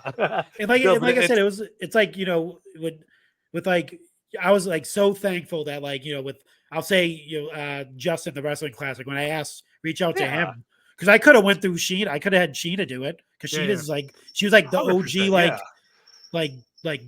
like kind of like representative of the wrestling, like when they started like way back in the 2013 2014-ish, like when they were all like coming up, like Sheena, him. I think Extra Cooler was kind of like around that, and they were all kind of like helping each other out, like promoting each other and stuff. I could easily like go to Sheena and get like Stack Guy Greg because she's like friends with Stack Guy Greg, but I reach out to him myself and I'm not going to say what's going to happen, but I reached out to him directly. Same thing with Justin. He was like, he's like, he's like, the reason why I did your show is because I know, he's like, obviously I know you with Sheena and Chick Foley. He's like, and I was like, I did the Turnbuckle Tavern show and stuff like that. Those guys are pretty cool. He's like, and I see we have like the same like connections. He's like, that's what I did. And that's what I want. I want it to be, if I ask you, it's going to be genuine. It's got to be organic. I don't want to be like, I'll do it for like, $100. We are the Whole Foods of wrestling. I'm going to say no. Right? Like, no, I'll just, like, no matter what, like I remember like 2005 15, 16, Chick-fil-A followed me back on Twitter. When I Yeah. lost my shit. I was like, hell yeah. And it's probably you who fucking did it. Like, I don't I mean, when Chick-fil-A approached Pyramid about becoming part of the Pod Foundation, I was like, 100%. Like, what are we doing? Why would you not take that opportunity? Like, So true. Yeah. and like, no offense, like, sorry, Scott, I love you, but I'm not sitting here talking shit. But like, he was like, I don't know, I think we could do this on our own. I was like, but it doesn't hurt to collaborate with people who have already been doing this for fucking years, especially when we're so fresh in the atmosphere, right? You know, it's like GCW going, no, we're not going to collaborate with WWE. Fuck that. Like, no, why? Why would you not? You know, it's the stupidest thing in the world. Like, you have to work together to get advanced, right? Like, no matter what, every aspect, every avenue, the Saturday Night Live, Chris Farley didn't become Chris Farley without Adam Sandler or David Spade. You know what I mean? Like, it's all, everybody is a community here. Yep. We're all homies. We all, again, we're buying the same shit. We're talking about the same shit. Why not talk about it together? Like, why not make it more user friendly? Utilize the platform that you're on. Yeah, and, go do your own thing. 100%. You spread out. You didn't sign a contract. You're not bound to any. Like, if you leave, you have to. We gonna like sue you or anything. It's like, I mean, this is about together. as more forbidden door as it gets. I mean, you are still part of the tavern, and we're all here. Yeah, look at I'm like the true forbidden door right now. I'm like freaking all over the place, like everywhere. But like, it's like, as long as I can be Suzuki, that's all that matters. Like that. Even in that, like, it's us just all getting together. And dude, like, if they hit me up and said, "Do you want to do a debate?" I would gladly fucking think about it and gladly probably do it. Oh yeah, of course. Like, I have no hardship towards anybody. It's because we're all the same. We're all old dudes watching wrestling. I don't. It doesn't get any more fucking all doing goofy the same than that, shit. right? Like, if we were doing a podcast about GI Joes in the 1990s, like, sign me up. Like, let's fucking do it. Like, it doesn't matter to me. Like, we have the same vibe going on, and like, that's the thing. Like, I don't care about anything. Like, I have no hardships about anything ever, because this is such a small space of importance in people's lives.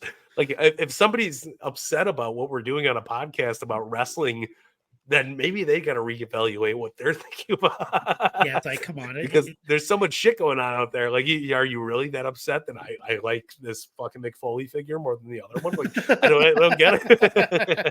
That is very true. Goofy, but at the same time, user preference. Like, we should be passionate. Absolutely. Should we be sitting here like threatening people over things? No, absolutely not. I'm not mad that Tom found fucking, the SmackDown set before I did. I'm not going over to his house and like threatening him about it. Hey, listen, I'm in the store today. Like, I see the Britt Baker pay-per-view exclusive figure. I'm like, Mike, do you need it? He's like, yeah. 100%. My friend calls me up. He's like, hey, listen, Walmart has the new Young Bucks on clearance for $10. I go and get 100%. a set. Like, we take care of it. We're friends. Like, we're better than friends. And listen, I'm grateful to be able to say I got to do some work on that Britt Baker figure. Mm-hmm. It's fun stuff. Like, you did? I got to do some fun things the last couple of years. I on to be spoken, because I don't talk about it a lot, but like, I got the right. If you go on Target.com and you look up the description for the Britt Baker thing, it might or might not be my writing. I'm just throwing that out there. But like, there's a lot of cool things that I've been a part of, and some future shit down the line that you're gonna see soon.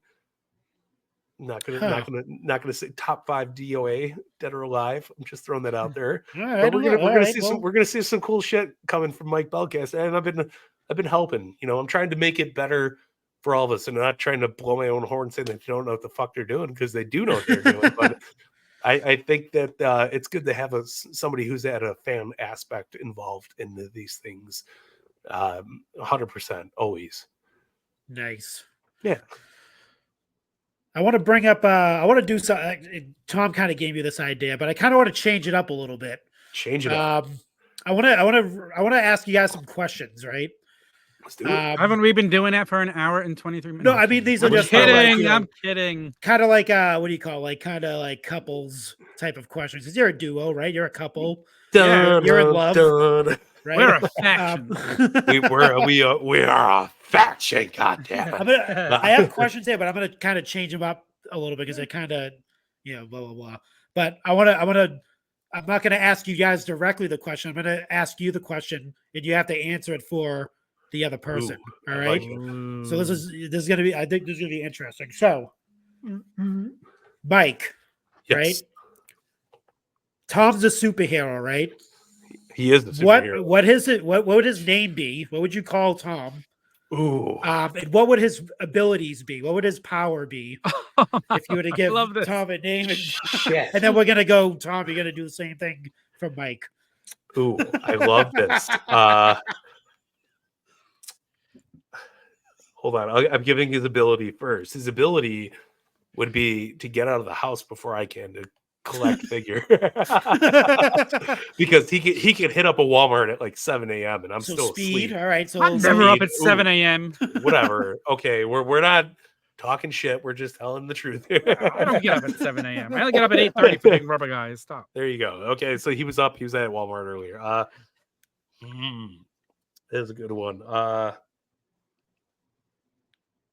Generosity Tom. Aw. That would be his super name because he will literally go to the store, probably not buy anything for himself, but he'd be like, "Hey, I know you needed this. I'm going to pick it up for you right now. Do you need this?" I mean, like, and I'll get flooded with text messages, and sometimes you're like overwhelmed, So it's like, "Hey, I got fucking 30 figures in my hand right now. What do you need?" And it's like I can barely respond because I just woke up. But yeah, Tom is on the lookout. Tom. That's a super name because he's always on the fucking lookout for whatever you need, and I love and appreciate it. Aw. All right, Tom. So same thing. All right. Superpower for Mike and his Yeah. in his name. Okay, so his name is going to be Mikey Giggles because Giggles. he has the power to make anybody laugh. I try. Oh, okay. How's I get- that? That is very true. He. I thought it was gonna be like mealy mouth Mike. No, Mikey Giggles, baby. Such a let me- mobster name. I like it. that could be a monster name. Hey, How'd you what's figure going that on? out? I'm Mikey Giggles. What's going on? What are you fucking laughing at, huh? This one might be. I'm not sure if. Let's see how much you really know about each other. Ooh. Mike. 2 inches. Oh wait.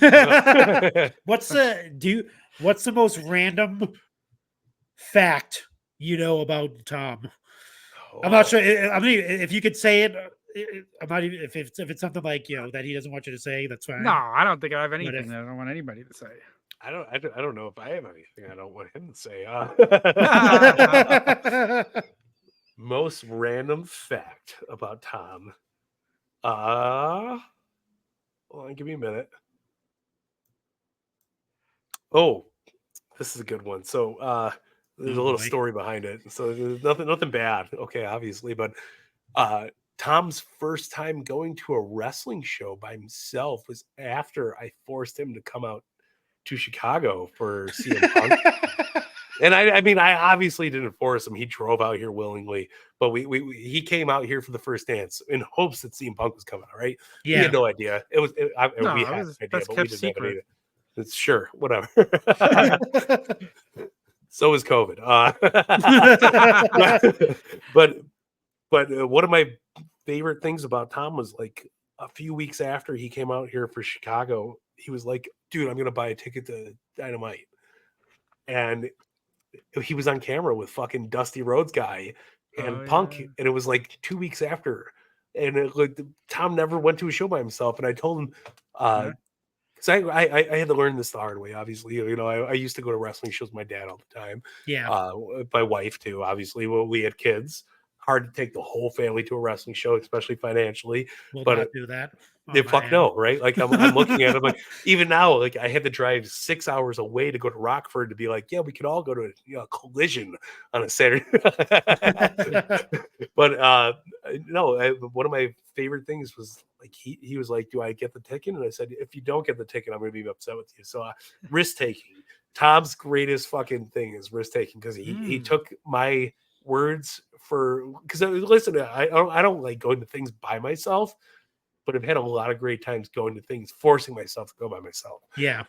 And Tom did that too, and I'm proud to be the person that talked that into his fucking head. Yeah, he did beat that into my head because I hate doing shit alone. I won't. Yeah, I most hate it people- too. Hey, most people won't admit to go to things by themselves. Like not even the movies. A lot of people don't like to admit going to the movies by I themselves. won't The go best to eat best by time to go to the myself. movie. I won't go to eat by myself. I don't like to do anything by myself. Dude, no, if I get go that. out on a trip, I'm eating in my hotel room like 99% of the Yeah, time. I'm not 100%. going out to a restaurant. I'm not doing 100%. but without that, you got to do it, man. Yeah. That's true. All right, Tom. What's a random fact you know about Mike? Hopefully, it's like I said, you can keep it clean, or you're not supposed to say it. You can go No, as I wild don't as you want. I got say no quirks here. I was gonna say I don't have anything like dirt on Mike that I don't even think I couldn't say, but I'm just trying to think of the most random. Like, does he do anything? Fact. Does he have like Tom's a secret very talent proud of my tax work. we don't know about? We'll leave that on the sidelines. Oh, I do love my good taxes. Just gonna say. a fact. I know. I mean, fact. I guess it's a fact. It is a fact. I'm gonna say it. Mike has the biggest heart out of anyone I've ever met. He will literally give you the shirt off of his back for real. Like I'm not even joking. If you need something and you're his friend, there's nothing he will stop at to do it for you, and that is like amazing because you don't find many genuine people like that. That is true. Listen, I love life. I love people. I know how hard life can be. Literally, if I had an extra ticket to a wrestling show and somebody asked me for it, I wouldn't charge them. I'd just throw it at them. I don't You care. didn't charge me for my CM Punk ticket to go see the first dance. God, and I bought 3 of them. Well, I remember. so the funny story about the first dance is like Tom was like, I'm coming in, and I had 2 tickets. I bought them. They weren't cheap. They were like, $300-$400 pop. No, not throwing shit towards Tom or anything, but my brother-in-law was super, super excited, and he's never been to a wrestling show. So I went out of my way to make sure I found a third ticket relatively close. And sadly, Tom had to take the ticket. It was 2 rows behind us. But I mean, Tom, this is one of the best shows we've ever been to. That was incredible. I will never, I won't, I can't even, I bought somebody of the last Jazzwares vault drop out of pocket, like, because they couldn't afford it. And I didn't ask for the money back. Like, if you need something, I get it. I've been throughout life needing things where I couldn't afford it. And I will do that for anybody over 1 million times because I know how hard shit is, and I know how fast life comes, and I know how fucking, it's not easy being able to afford your hobby, being able to afford multiple hobbies. Yep. I collect guitars. You know how many guitars I have 20 something guitars, all over like $500-$700 a pop, if not in the thousands, right? I'm grateful, very fucking grateful to be able to collect something like that. But for a $200 toy order, I'm not gonna sit here and come down on you. Tom will attest, and he's done it for me too, and I can't even argue with that. Like we buy each other toys and we send each other packages, and we don't ask for a fucking dime between each other. No, like we just do it all the time for each other. But listen, that's how I am. It's almost better that way because I get more excited about it. And like when I'm like, dude, you didn't have, like, I'm triple thankful for the toy I get because I know Tom went out of his way to go get it for me, or whatever it is, and like that we got each other's backs. That's what fucking friends are for, right? Like, and then whatever it came from when we were younger to now, like, it's not like, yo, bro, I got you this fucking, the zebra strip gum piece. Like, it's now we got each other figures, and like I immensely appreciate Tom's friendship because of that. Like, I love it. We get it. We rock hard for each other. Yeah, we really do. But we're not rock hard for each other. You don't get rock hard. You are rock. Okay. Maybe depends on if he's taking me to a pizza place when I come out there. We'll nothing wrong with that. If you get rock hard for each other, there's nothing at all wrong. Next time we get the rockers for each other. That's what we do. Next, I have 2 more questions.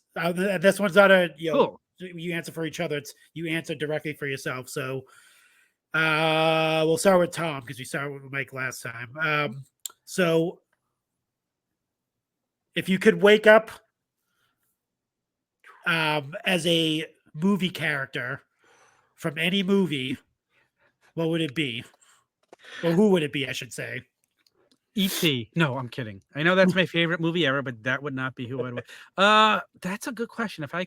If wait, so you're asking if I could be any movie? Yeah, if you character. can, if you woke up one morning and you're that character and you're in the movie, what character and movie would it be? Okay. Oh, I got this so quick. You got yours or like can we include TV shows or no? Does it have to be? I mean, we could do TV shows if let's you go. want. Let's go. Entertainment character. Yeah, any TV, anyone in the media realm. Okay, I would be Luke Duke. Tom would be Vince McMahon. No, Luke Duke. Oh, geez. I would be Gotcha. Dukes of No. Hazzard. Give me a General Lee Luke Duke blue shirt with the pattern on it. Yeah, let's go. Jumping in the car. Okay, all right. I'll fuck with that. That's good. I would. Wait, can I say one more Gladly. thing? The Yeah, other day yeah. I was driving to work and next to me a car passes by and it wasn't a Dodge Charger, but it was totally painted as the General Lee with the 01 on the side. So Did it Did it have horn? the? I couldn't see the roof. I couldn't Beat see the the horn roof. better. I was kind of curious. So, but I It's mean, that's a American rough flag. thing for me. Okay. Like, I grew up as We're a kid post loving- removed from all the cancellations. It's just an American Yeah. flag now. It's not. It's not. I grew up as a Dukes of Hazzard fan, so as a kid, I loved that flag, not knowing like, oh, when you're an adult, you're not going to be allowed Hey, to talk about the flag. Boss I don't Man love had- it for the reasons people hate it. Boss Man Right. had it on his sleeve, so I'm Right. fine I with loved it. it because I was a kid watching the General Lee. That's all. Listen, I don't like. I thought the flag design was actually pretty. But that's about as far as I go. The guitarist from Pantera had a guitar with the Confederate flag on it. Very gorgeous looking guitar, but I'm not a fan of the representative. He wasn't much like Hulk Hogan. He wasn't racist. He just had racial tendencies, right? All right, Mike, who Uh, are you going to be? I would be Tony Stark because I could quit being an Ah, Avenger and buy everybody all the toys they want. Ooh. that is Yeah. true. I will get the belt every major Christmas because I will have all the major decide I'll have a plethora. I'll have a wall of Wildcat belts behind me for every year that I was able to do the toy drive. Dude, you can No, have you can have all the Iron Man suits, like, because they're all no, like. I'd sell those because I'd be like, You'd sell them. I want to buy Macho Man's like ring war gear.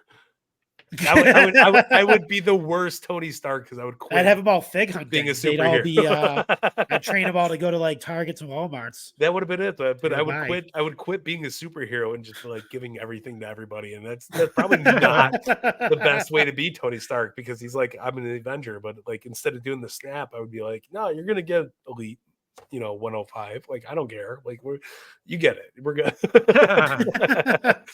for the money. That's Tony Stark for the cash. That's about it.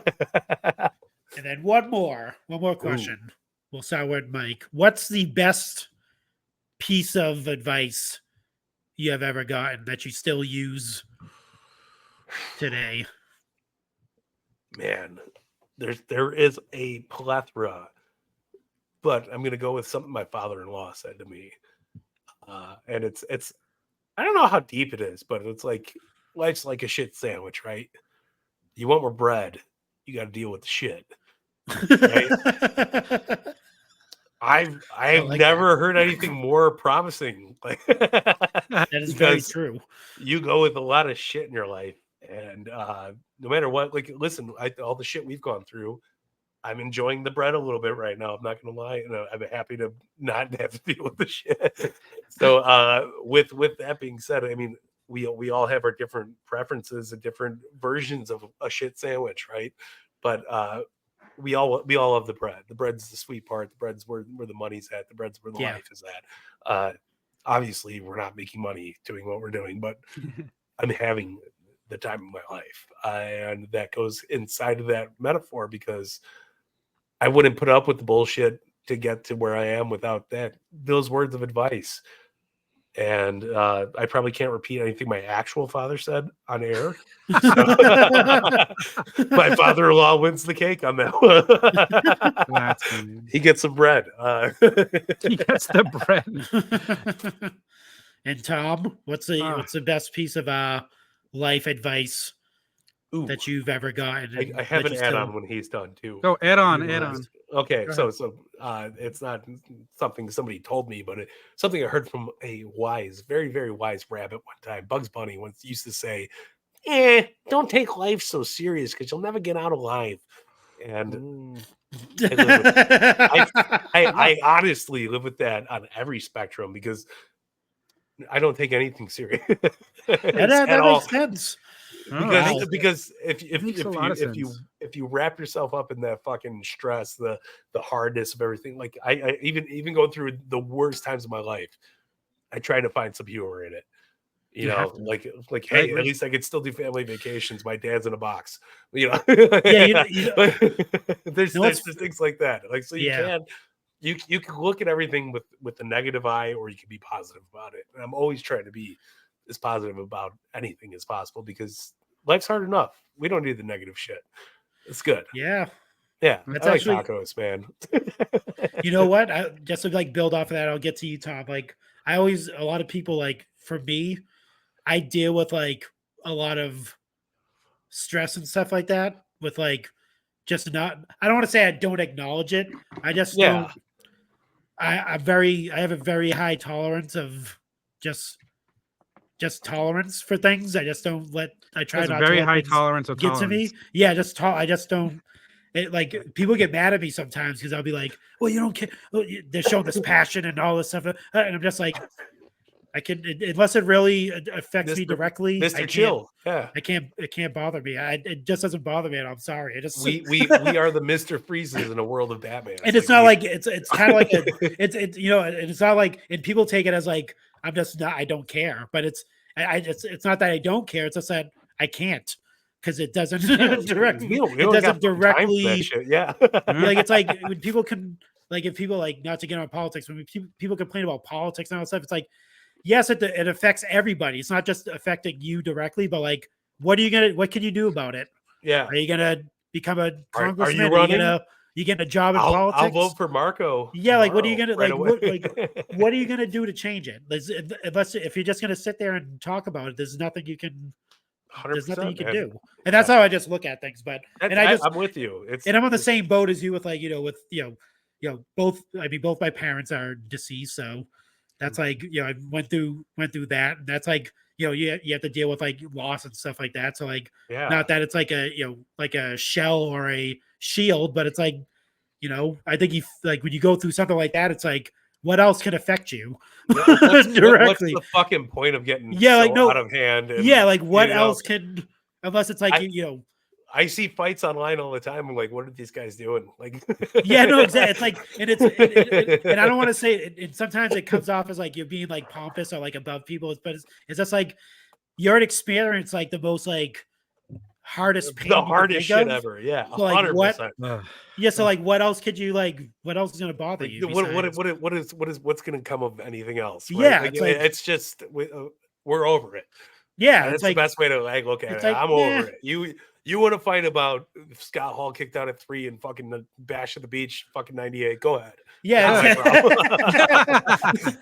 I thought it was a good match regardless. Scott Hall looked like $1 million. I don't give a fuck. and I think that it comes into like the tribalist part of things with anything. It's like I don't care enough to 100% love something that much. Like I don't love WWE 100% over AEW. It's just like I don't like Kroger over Jewel or anything. None of it matters to me. Wawa is just as good as fucking Bucky's. Yeah. I've never even had Wawa. No, but I don't need to. I got it. I got the concept. Yeah, I don't get upset when people shit on WWE or shit on AEW or it's just like Burger King's got good burgers. Exactly. I love both Nobody companies. cares. Yeah. You can go pick on them and hate the other just because it's not the one you prefer, but I love them both. So listen, don't hate on what you don't like. Just don't watch it. Who loves Oh, Wendy's? yeah. I love Wendy's. I love Burger fucking King. Wendy's Oh, I is hate top Burger tier, King. first How could you off. like Burger King? How Dude, no. Burger King's got way better burgers than McDonald's does. No way. 100%. Dude, Burger King is the only place where you could go and eat a burger, and when you fart 20 minutes later, it smells just like the burger you just ate. There's a White Castle. You were lying. I had White Castle today, and it was delicious. And I bet you it smells like White Castle in your house. No. Nope. Nope, And not it like didn't even Burger come in the car with you. That's the problem.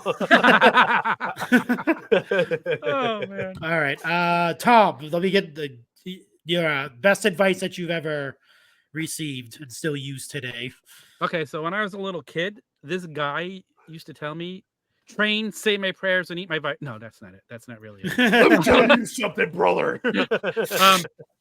Two things. I can think of two things. One is when I was told, I don't even remember who told me. He goes, don't regret your regrets, learn from them. Perfect. Like, makes a lot of sense. So I don't. But the other thing is advice I gave myself. And this is, I might have even said this on your show last time because it kind of sounds like I remember talking about it, I think.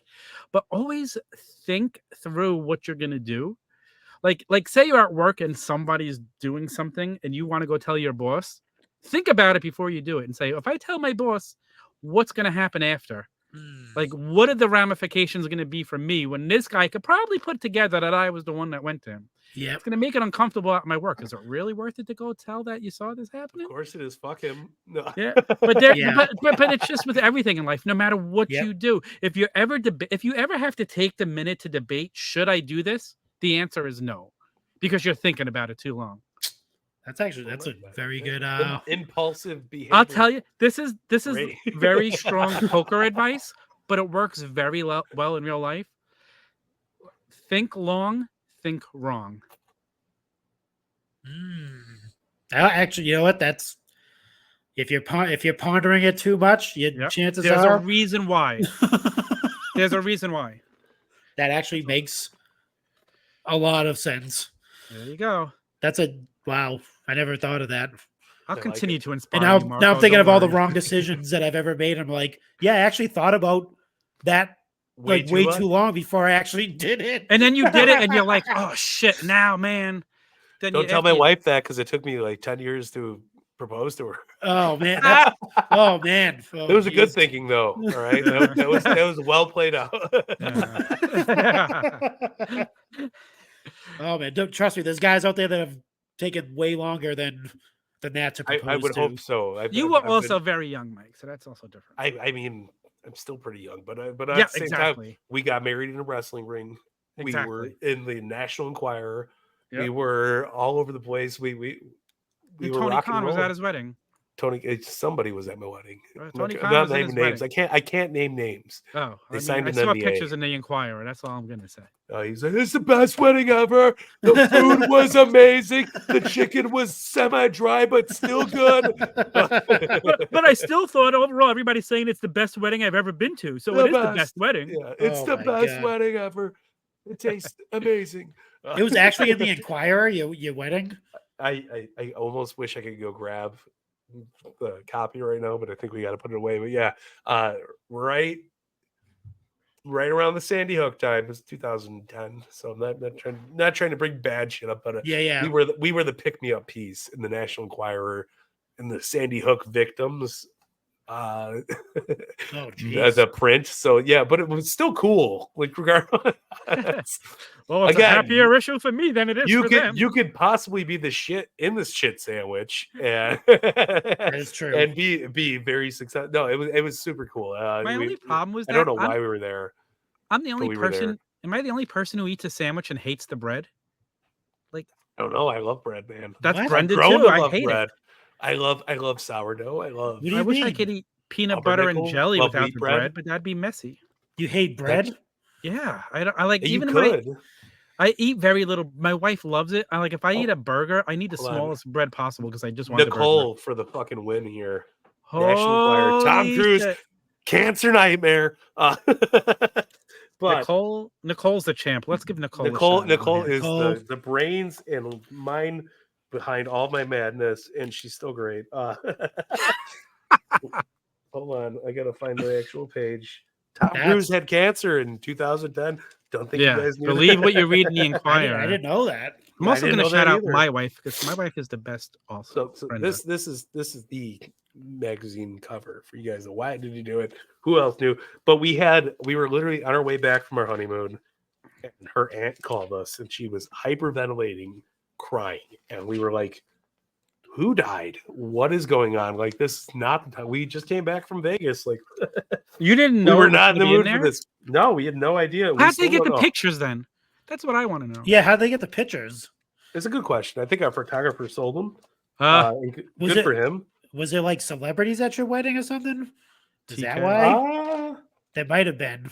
I don't It think had to have so. been. Trying to find the page. Can you help me find the page? There's There's too many pages in the National Choir. A lot of shit going on.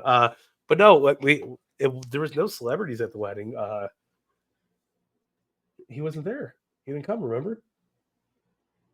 So here we go. Donald Trump gonna make it. Oh, that's why DJT. was there. Donald was a little busy. He had his own shit going on, but here you go. SmackDown wedding. Wow, How insane is That's that? a very, very young. that's a big spread, dude. That's like Oh, what the we got fucking 2 pages, brother. that's that's not a small. That's not a small.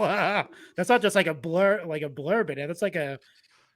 Yeah, but centerfold. we had. Hold on, let me see if I can fix the zoom. That's real crazy, quick. dude. Did The not know that. focus- You here, learned let something me see. new. Here. We had. Yeah, you're good. You're good. We had our own ticket stubs. We had our own event poster.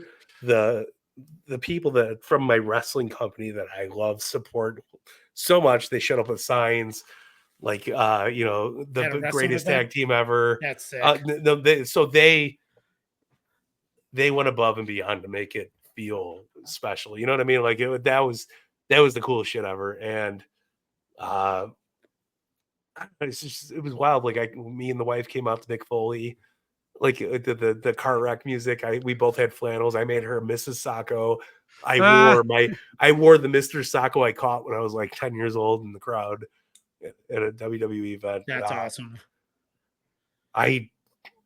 Besides having the $1 Million Man there, like there's not a way you could have made it better. Like we tried to get him to be our minister, but he was booked that weekend. But like it was one of the greatest fucking things I've ever done in my life. That's crazy. To this day, Wow. like because I look at it and like I got 3 really awesome children. One of them is my brother's son, and they all fucking love wrestling. They all get it. They all care about it. My wedding video, we have a DVD from the wedding night, and it's one of the funniest things ever because we know all the stories behind everybody now, and like we don't talk to half of them, but like so much shit drama involved in it that we're like, this is memorable just for us. Like this is the greatest thing that we could possibly ever own on video. But yeah, it was so cool to just do it. We were able to rent a wrestling ring from our great friend Hardcore Harry, who owns rentawrestlingring.com.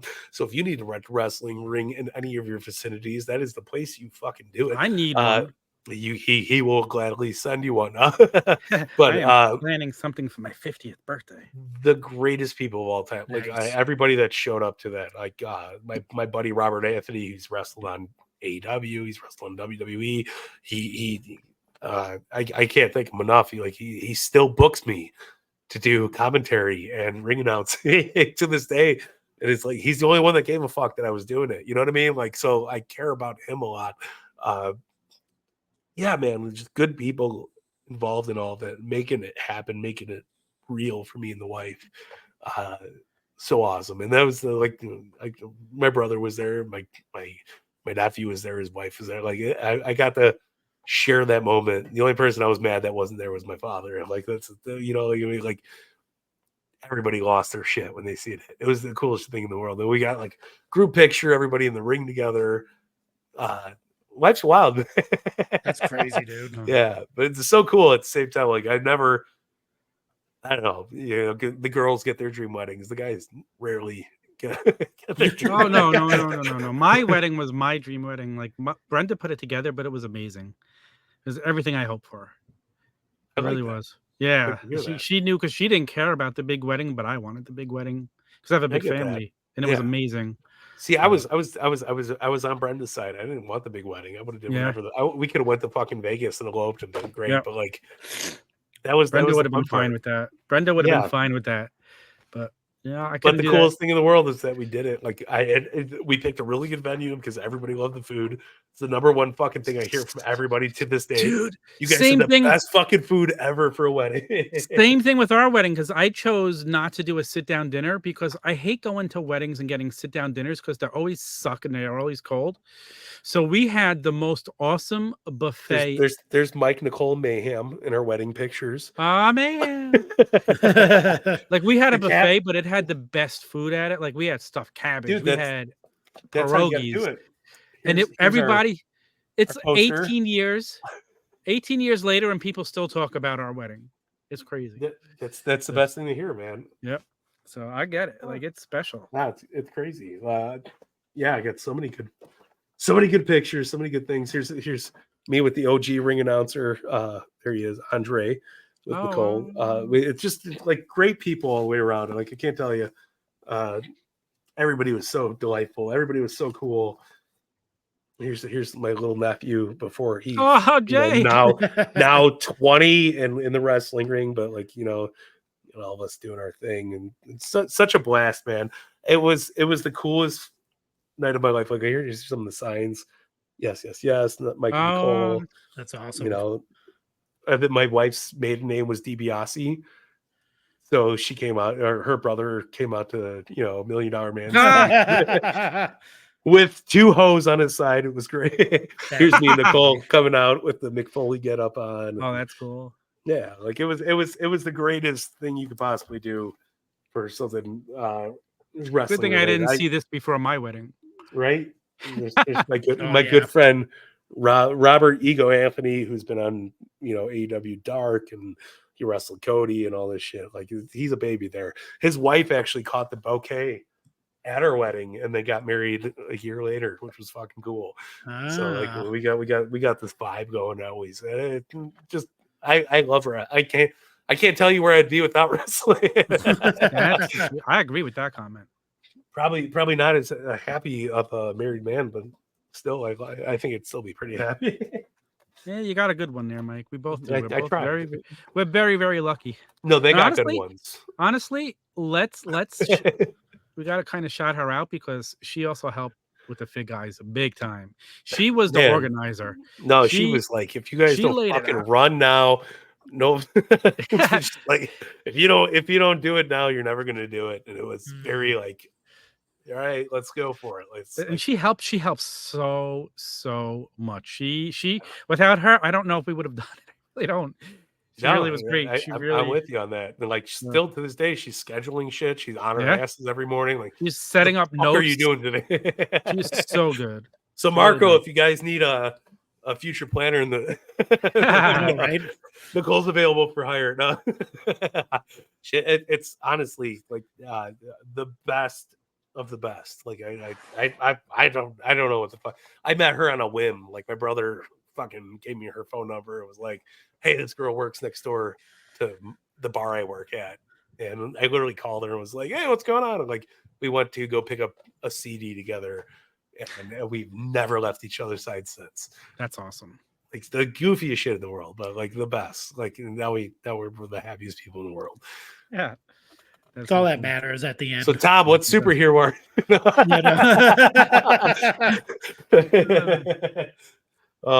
but yeah, man, I'm so grateful for all of you motherfuckers, all both of you, everybody listening, everybody out there, everybody being paying attention. You guys rock my world. I wouldn't be here without you. Yeah, I mean, well, I'm grateful for me as well. And you should be. You're a very handsome, very, very well-spoken individual. No, I'm great. No, definitely. I was gonna say parting words because we're probably gonna end the show, but yeah, no, same here. I mean, like I said, it's been a couple of weeks. We've been going back and forth trying to get this going, and you know, I know you guys are busy guys. You get this new thing going, and not really new, but kind of a new venture, kind of like a detour in a sense, but. I'm very, very optimistic on both of you. I'm hoping, hoping to see more big things from both of you. Big rubber guy things. Yeah, Lots big of rubber. things. And that Huge actually, you know things. what? That'll be my last question. Is there any chance that there may be a actual fig guys coming, or can you not say? Can you? I Can you might say? be able to bribe Kinnick to make bendies. I don't think we'll get big rubber. Uh, But if I'm like, hey, I'll give you $1,000 to make us a few. Dude, if they bendies, make some major bendies, fig guys, major bendies, that'd be sick. Dude, I think they should do it for all the community. I think there should be a fig heel bendy. I think there should be like they That'd should be do a cool. whole. Big Heel has a retro already. No, fuck that. I'm talking strictly major pod. Yeah, What is that? Who made that? Mitch made that. Fuck that retro. That I have retro no doesn't clue. count. All I'll say is Mitch, this: Mitch, I'm sorry, Mitch. I don't like your toys. they've gotten a lot better though. Actually, they really he's worked on them. I'll give him credit. I'm still not buying them, but I'm not either. But they do look a lot better. If And there I'll was say this, ever Marco. a wave of major bendies that could come out, I believe Sheena would be involved. I think obviously we should be involved. I think Fig Heel would be a great addition. Fully to it. posable. Hopefully they could get a major bendies. I just want this pose, Dude. If Conrad can get a bendies, anyone can get a bendies, dude. I will if Kinnick hears this, I will gladly pay into me and Tom major bendy releases. I don't care if anybody buys them. I just want they might be the first bendies that don't sell out. Time out. They might be the first bendies that don't sell. You don't even have to put it out in there. But as long as we get one, that's all that matters. Yeah, I would I'll just say it. this: never say never. Never say never. I like it. It's pro wrestling, man. You never know what's going to happen. Maybe we're going to get. Me and Tom are going to be in the next Unmatched series. How about that one? Well, maybe some Jack's classics. We know a guy. That'd be cool. Yeah, you do know a guy that can probably dip into the well and go back. I bet he's got a very deep well of lots of cool stuff. But I will tell you this: I'm gonna Arn Anderson it if I ever do get a figure. What does that mean? Have two from different companies? No bald spot. No bald spot. In my eyes, I still have hair. I don't know what you're talking about. You don't want the Hogan? They could do like the. You gotta get the Boris Hogan, like bro. They covered it up a little bit on the. That's here. You can have some of my hair because mine's all hidden behind my hat. I know you don't even show your hair off. I don't. It's like down to here. It's long. Oh, you can't even see. Oh, really? Green screen. Oh wow, you're right. Here we go. We're busting out the locks. A open mic exclusive here. Okay. I feel like I've seen you with like off his glasses. now that your hair down, but I feel like I've seen you without your hat though. It's weird, right? You look Kinda see it, completely kinda different don't now. do it. You look like Yeah, a well, totally then, different no. person. Hold On on. this episode of Open Mic. Ladies and gentlemen, I'm Nick Storm. Welcome to Open Mic with Marco, MVP, baby. Oh man, finally, Nick Storm. Finally, I accepted the invite request, and we're doing it live from down under. Oh my god, this is great. I could be Nick's older brother from another mother. Oh man, there we go. All right, this is amazing. No, this is awesome. You guys are always a pleasure to have. Thank you for being on the show. Thank you for accepting the invite, and how about thank you for your friendship, and thank you for always being fucking a genuine dude. How about that one? Oh well, I mean, we'll turn it right around on you. I will echo that sentiment 200%. Yeah, I'm flattered. Thank you for the compliments. I can say the same for both of you guys. You guys are just the most. We're unofficially part of the Pod Foundation. All right, I think you guys still are. Told me it's official. It's not unofficial. There's no poster for it, but I mean, we're always going to be in this corner. Told me we are Pod Foundation for life. Like I said, we still like I said, we still license Tom on the Raw down his CM Punk. We always say it used in partnership with the Fig guys every time we have to replay that clip. I'm here for it. I'm totally here for it. I love it. Damn, Punk is fucking bad. Yeah, we do that right after the clip plays. We go, and that's used in conjunction with the Fig guys. Just like CM Punk was on Raw tonight, so cannot wait to watch that. Oh Yeah. yeah, I forgot Raw was on. See that? You What guys are so a- entertaining. I Dude, didn't what even, a They are. what a beautiful build they've done with the CM Punk and Drew McIntyre story. Like I've long-term enjoyed it. storytelling, like just weaving him in and out through his injury.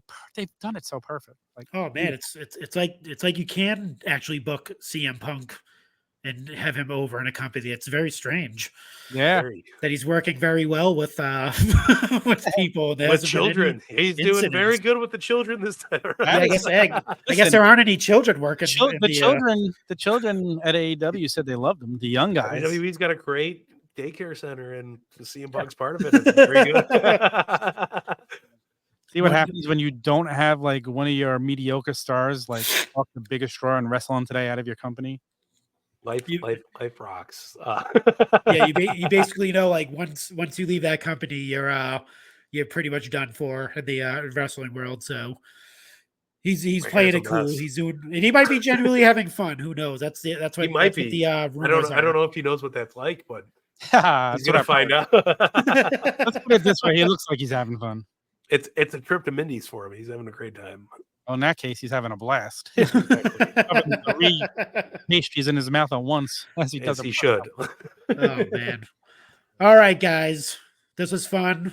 It was We're a gonna end blast. the show, and we'll talk to you soon. Sounds good, man. Thank you for Peace. having us.